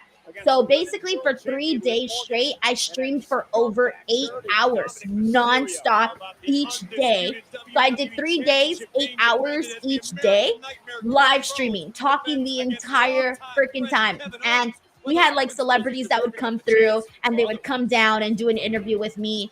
And so we pretty much kept that going for 3 days. And it was part of the Sundance Film Festival. So there's like a lot of actors and singers. There's so many people, so many celebrities at those events. So that was the longest stream I ever did in one sitting, was 8 hours. And I did that for 3 days in a row, which was very, very extreme, but it was a very cool experience. It was cold. It was super snowy because it gets super cold and snowy in Park City, Utah. But I had a great time, though. So that was my longest live stream that I've ever done, 8 hours in one sitting. Defends his gold against the 14-time World Heavyweight Champion, the Viper. Biati says, you know what? I don't think they're actually twins. The lies. They just lie to us. They lie to us. However, you got to do a lot of damage to him. Space Martian says, would you ever stream gaming? I've been wanting to for the longest time, guys, but I'm not a gamer, and I don't know how that stuff works. Here in WWE, one of the first people that greeted me backstage at my first show. Oh, I think they're going to do a video package for Sid. So let me put the volume up. Nicest gentleman that I ever met. He tried to teach me what he could about the business, and hopefully he did a let me watch this. I'm going to stay quiet for this. Greatest big man in the history of sports entertainment. No doubt about it. I grew up, my father was a fan of Sid Vicious. He was captivated by the size, the intensity, and the man, the master, and the ruler. I'm so glad they're going to play. Our imagination. Seems like they might play a video. Goes out to the family. Psycho Sid. Yeah, they are going to play a video. WWE is saddened to learn of the passing of Sid Eudy, better known to the WWE family as Sid Vicious, Sid Justice, and Psycho Sid. Make no mistake about it, Sid Vicious is bad to the bone. Sid made his initial impact in WCW, where his imposing 6'9" physique and fierce demeanor made him a perfect fit as the new muscle for the infamous Four Horsemen, and set the stage for his arrival to WWE in 1991. Never have I seen anyone with the credentials the size of that man. Then see him come out with his eyes wide open. One of the most imposing big men you ever met in your life. With his unmatched intensity and dreaded powerbomb, Sid would quickly rise to the top of WWE, going toe-to-toe with the immortal Hulk Hogan at WrestleMania 8 and main eventing WrestleMania 13 against The Undertaker. Sid backed up his commanding in-ring athleticism with tactical mind games, helping him to win multiple world championships during his nearly 30-year career. Despite his menacing presence in the ring, Sid was known for his kind-hearted nature outside of it. A devoted family man, Sid will be remembered as a man of strength, kindness, and love. A larger-than-life superstar who stood out during an era of larger-than-life characters with a legacy that will live on forever.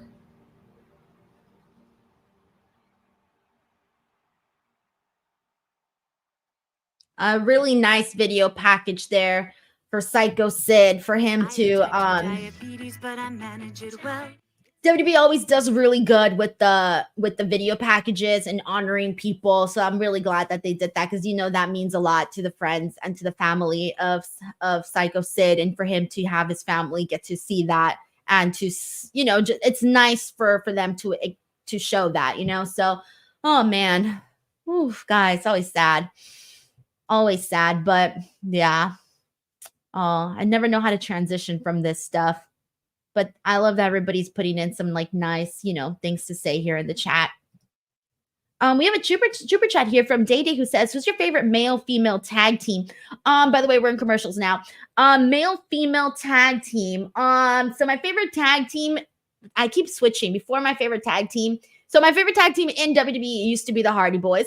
My favorite tag team overall used to be LAX, not so much anymore, because they're no longer a tag team, so I don't think I can count them anymore. My favorite tag team overall is probably the Lucha Brothers, but in WWE all time would probably still be the Hardy Boys. And then for women, I don't really know, because there's been some that don't really last that long.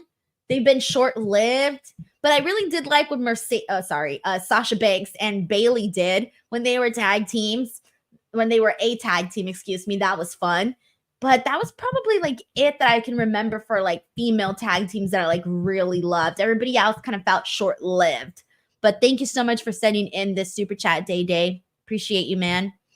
And everybody's saying Unholy Union. They're still too early. Iconics. Yeah, they were fun, but they weren't my favorite per se.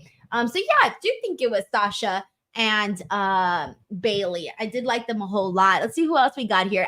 Ellen Martinez says, "Dang, I remember LAX. They were so freaking good. I really wish things would have worked out for them in AEW together as a unit, because I really did think at one point that they were the top tag team. So it is kind of sad that, it didn't work out, but hey, things happen, right? Seven Big says his for him was the Dudleys and the Road Warriors. Let's see what else we got here. Tiger Claw Gaming picks Sasha and Bailey as well. Larice Johnson picks Alexa, Nikki Cross. Oh, thank you for reminding me. Oh, yeah, the Bellas. Duh. The Bellas, yeah, they were fun too. A whole lot too. So Power Driver Finisher says Braun Strowman and that kid Nicholas. We've gotten 2 mentions of Nicholas on this watch along already. What the hell? That's wild. Alrighty. Anyways, we're on a commercial break, guys, so I'll continue the games in the meantime. I got a few more of the Guess the Body Part game, or Guess Who the Person Is, not the body part, Guess the Person. I got a few more of those, so I'll finish those out. And then I'll try to see if we can get more lyric ones. If not, then I'll finish those for the next watch along. Speaking of which, next week, guys, I will be in Amsterdam. Actually, let me put this up right now. So here we go. Here's the next one. Next week, I will be in Amsterdam on Monday, so there will not be a watch-along next Monday. But then the Raw after that, I will be back here to do the watch-along. So who is this? We got Ash Nicole here, who says her favorite tag team is either the Dudleys or the Usos. Yeah, the Usos are great. Oh, guys, here we go. So the next triple threat that they're going to be doing is going to be Sheamus, Bronson Reed, and Ludwig Kaiser, which I definitely think Bronson Reed absolutely needs to win that. And then the other one is going to be Ilya Dragunov, Dragon Lee, and Dominic Mysterio, which I'm going to root for Ilya Dragunov to win that match. But here we go. So we got the answer that I was looking for is definitely William Regal. I think Kate would have gotten this one too. So William Regal is definitely the answer that I was looking for here.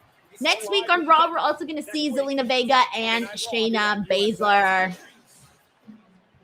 All right, here we go. Let me take this off. And we are back on Raw. I only got two more. Of the picture ones, so we'll finish those out. Probably in the next commercial because we only got 20 minutes left of Raw. I got to tell you, having a guest, like these watch-along shows go by really fast, but I feel like having a guest makes it go by even faster than that. So, yeah. We got Chad Gable versus Uncle Howdy as the main event. Corey, you wonder what is going through the mind of Chad Gable. Confident on the outside. No, Tiger Claw, you did not miss the main event. It is happening right now. Martin Rehal says careful in Europe next week. I'm really excited for next week. I mean, for this, I'm leaving this Wednesday.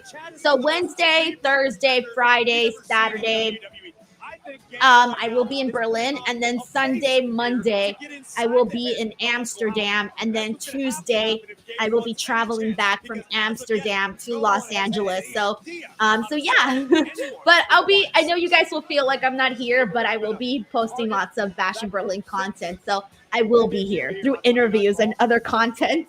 And speaking of interviews and other content, guys, please check out the interview with Roxanne Perez that I just posted today. It's only 11 minutes long. We talk about her second title reign, her match with Thea Hale, Jordan Grace, Lola Bites, a lot of that. She plays the GOAT game with me, which is very fun. She's such a sweet person, and I think that's like the best part about interviewing Roxanne. Like the people, I think her fans like to see like how she is in real life, and she's a very, very like sweet girl, very calm, just a nice person overall, very down to earth. So very, very, very sweet. So you guys can check that out over here on the channel. So that's new. I'm still working on getting some more interviews. I have some that are pending, but you know how it is. Got to wait and see what happens. Got to wait and see what happens with all of that.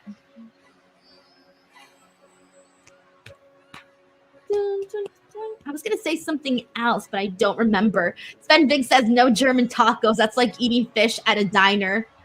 Oh, I'm not going to be eating tacos for a long time, guys. It's going to be a while till I can eat a taco again. John Taylor sends in a super chat. John Taylor's traveling to New Mexico. He says, Denise is always here in digital form. Also love the new hair color. It looks great. Thank you so much, John. Hope you're having a good time once you get to New Mexico. I'm assuming you're probably still traveling, but I hope you've been enjoying this listen along. And thank you for the super chat, honestly. Tiger Claw Gaming says, would you ever agree to interview Brock? So I did this funny thing several years ago where I interviewed a fake Brock Lesnar. There was I think it's part of my WrestleMania Access video that I did for like WrestleMania 35. I did it. I think it's in the Access video that I did. And I interviewed a fake Brock Lesnar. It was his little cutout. And I'm just asking Brock questions and he's just not answering. And I just keep asking questions. It's so stupid. But I needed content, so I ran with it.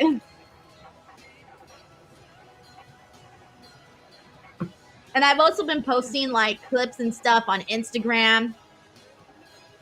I posted one with the GOAT game that I did with Roxanne Perez. That's up right now on Instagram if you guys want to check that out. Share that, please, if you guys can. Share it with your friends. Share it on your stories.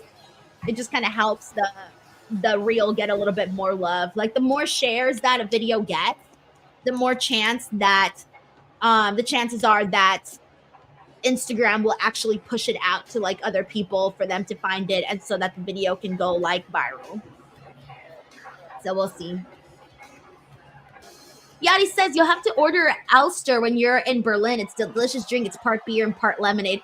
Oh, I would love to. The only thing is I don't drink any alcohol. I'm straight edge, I guess. I'm not like super straight edge. I have drank alcohol in the past, but I just don't like it. Makes my head hurt, makes me feel like shit. So I probably won't. And also, like, I have a rule too. Well, I mean, I don't drink here at all, but also I have a rule, like, never drink when you're alone on vacation. That just does not feel like a good idea to do. Gray's passing. Push Uncle Howdy to. Tiger Claw Gaming says Denise got modest dreams. Girl just wants an IG post to go viral. I've had like a couple go viral, but I need more to sustain some growth on Instagram. I'm trying to get to 100K followers on Instagram by the end of the year. And in order to do that, I need more posts to go viral. But anyways, this Uncle Howdy Chad Gable match is on. So let's see what we get here. He's dancing with him. That's kind of funny. He was dancing with Chad Gable in the match. We got Brandon here who says, Denise, this is random, but you ever thought of doing a just chatting stream on Twitch with a bunch of random topics? Oh, like a Q&A? I've done a couple of Q&As in the past before on here, but if that's something that people would like, I wouldn't mind doing something like that. Although I kind of feel like I'm doing that right now, sort of. But Brandon, thank you so much for the super chat. And yeah, I should probably do another Q&A. I haven't done one in like over a year. So maybe I'll do one.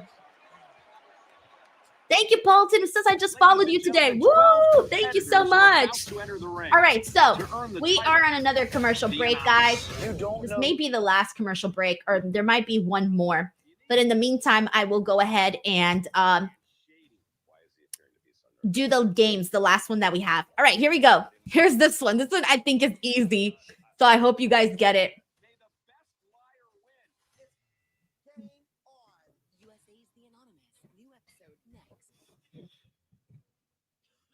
Seems like a lot of people aren't feeling Uncle Howdy's looks. I don't mind it. It looks fine. And maybe I got to take a better look. I was focusing more so on like the actual matchup. All right, here we go. We got somebody who had the answer. The answer is Ridge Holland. What's up, guys? We got it. Let's see. Yeah, Chris got that one there. Good job. All righty. And here we go. This is time for, we got one more. This is the last one. Who is this?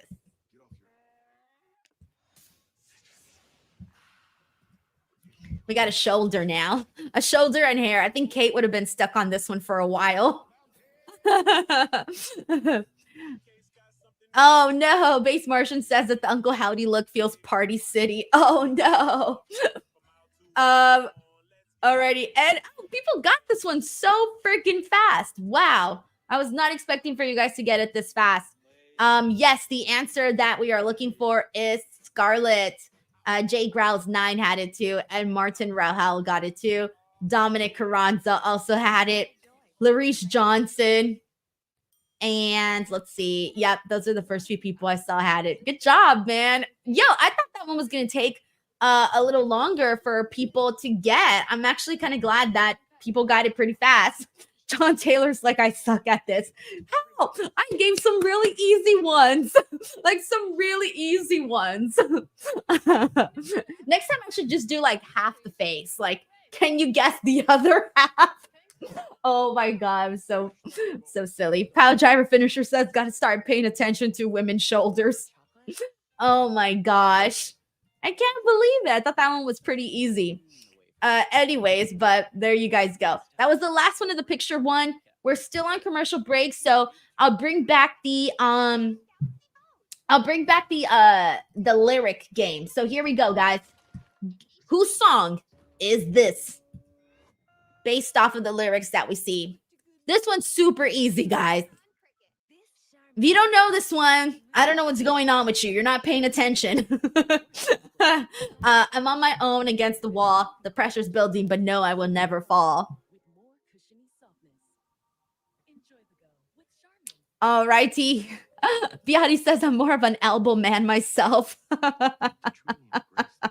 All right. And yes, guys, the answer that I was looking for is Bianca Belair. Bianca Belair is the answer, my friends. And we are back now on Raw. So, Let me get the volume back up. Here we go. I knew it, Cole. The mind games from Chad Gable started as he made his entrance. All right. Gable had to weather the early storm and now has control. And for the headbutt to the top rope. Dallas, I mean, Howdy rolled out of harm's way. And it's easy to make that reference, Cole. You said Bo Dallas. Yes, physically, this was Bo Dallas. I competed against Bo Dallas. Psychologically, this is not Bo Dallas. I don't know what snapped, what broke inside of Bo. This is a completely different entity occupying the body, the frame of Bo Dallas. And we mentioned the entire brokenness of the little Wyatt Six. Rowan and Gacy and Loomis and Oh, I see what you guys mean now by the hair. Yeah, you know what? I think people are right. It's a little too much, huh? Kind of getting in the way. I see what you mean now. I would probably just eliminate some of the hair and maybe not do as much. Like, keep what they have. Just eliminate some of the hair. Make it a little less so it won't be all like all up in people's face, his face. I see. I noticed it once. I couldn't even see his face. That's when I realized it. Brenda Boxer says unmask him, Gable. Jay says that hair is wild. Clip Emo says too much hair. Yeah, I see it. I can't even see the silhouette of his face because it's just all hair, especially when it's like to the side. Which is weird. I would have thought that someone would have caught that like beforehand. Like, hey, maybe it's a little too much hair. Drop the extensions. Like, it looks cool when he's not wrestling, but once he's wrestling, that's when it starts to look a little bit like in the way. Uncle Howdy is a human. He can be beaten. He is fallible, and Gable knew that. So the fans We got Sarah who says they had to do that so he can see in the mask and wrestle. I don't mind it personally. John Taylor says, so maybe it's like Lucha Libre. If you remove his mask, he will be vanquished. Well, it would have to be a, like a mask versus mask match or a mask versus hair match. Maybe Uncle Howdy could lose his hair. In a hair versus hair or something. Chris says he likes Howdy's gear. Sven Big says the wig sucks the fun. Oh, okay, that was cool.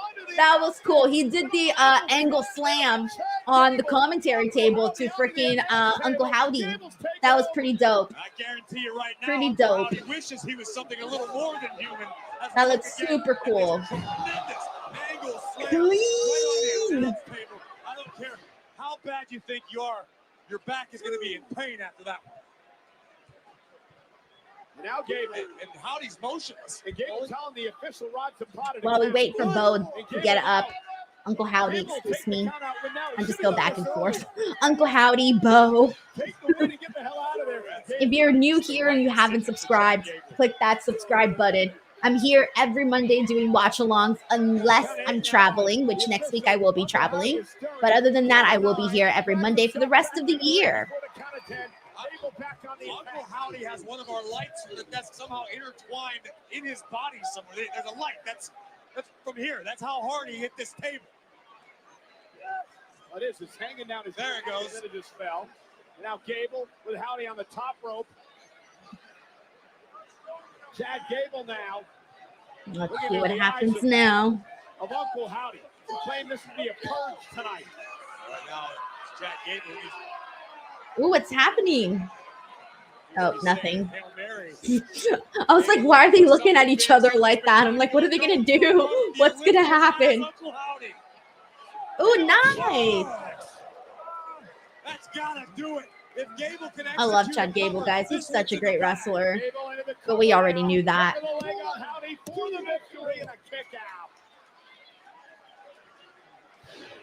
Wherever it is that Uncle Howdy summons his motivation from, he needs to look back right now because things are looking bleak for Howdy after a thunderous superplex by Chad Gable. Jay says, I forgot next week is Labor Day. I know. I forgot too, to be honest. I don't keep track of like holidays anymore, like unless it's the major ones.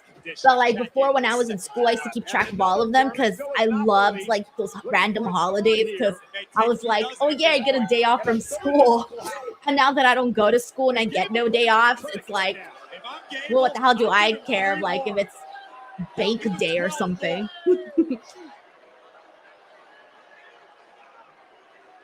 Chad Gable wants the respect of the WWE Universe and the entire locker room. Ian Hum says, sad no watch along next week, but we got Denise all year. Hope you're bringing more games in 2 weeks. Yep, of course. I will be back with some more once I come back in 2 weeks for the Raw watch-alongs. Uncle Howdy, sit down. Howdy, cover now. Hook to the leg on Gable, and a kick out.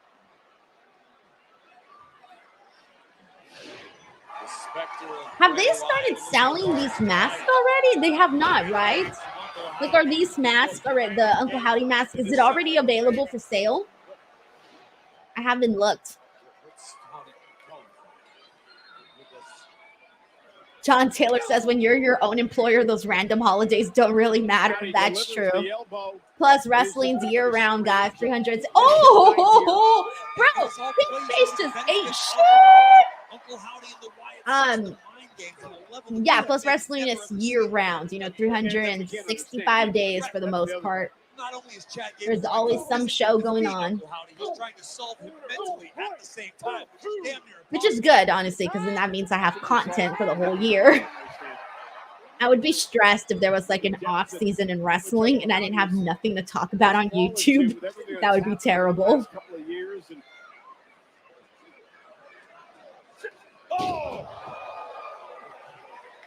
Gable is down. Oh shit! Crazy Cool D says the masks were available last year. Damn, didn't even know. Colton says $60 for the mask. Ooh, that's pricey. I had no idea they were already on sale. Where have I been? I haven't really seen people wear them either. It's probably why, because they're $60. Oh, Ivy Niles out there distracting the ref. I mean, she is a heel now, so.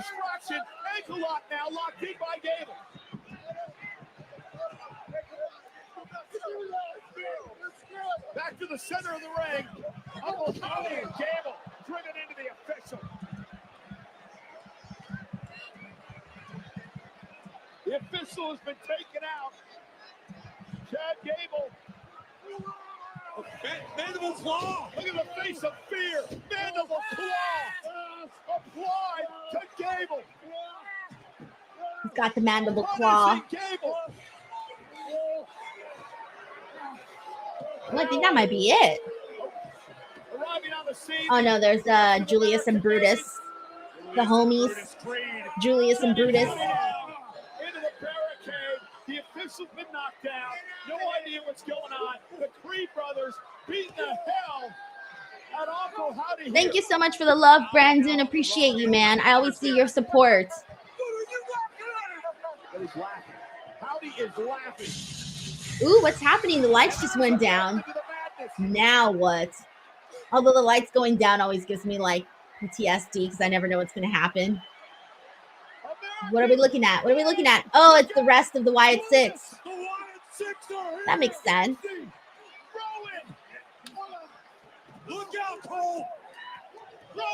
Oh my gosh, they almost threw him on top. They almost threw Julius on top of Samantha. He was about to knock her out. The size of Rowan. Ivy Niles. What is Ivy thinking about? Well, she ain't thinking. She's on the back of Rowan. And Rowan, like a Terminator, just continuing to soldier forward. Beating the hell out of the Creeds. Out of the WWE fans here in Providence. Meanwhile, Gable and Uncle Howdy. Okay, they're still back in the ring with Chad Gable and Uncle Howdy. The rest of them just like went off and fought like towards the crowd.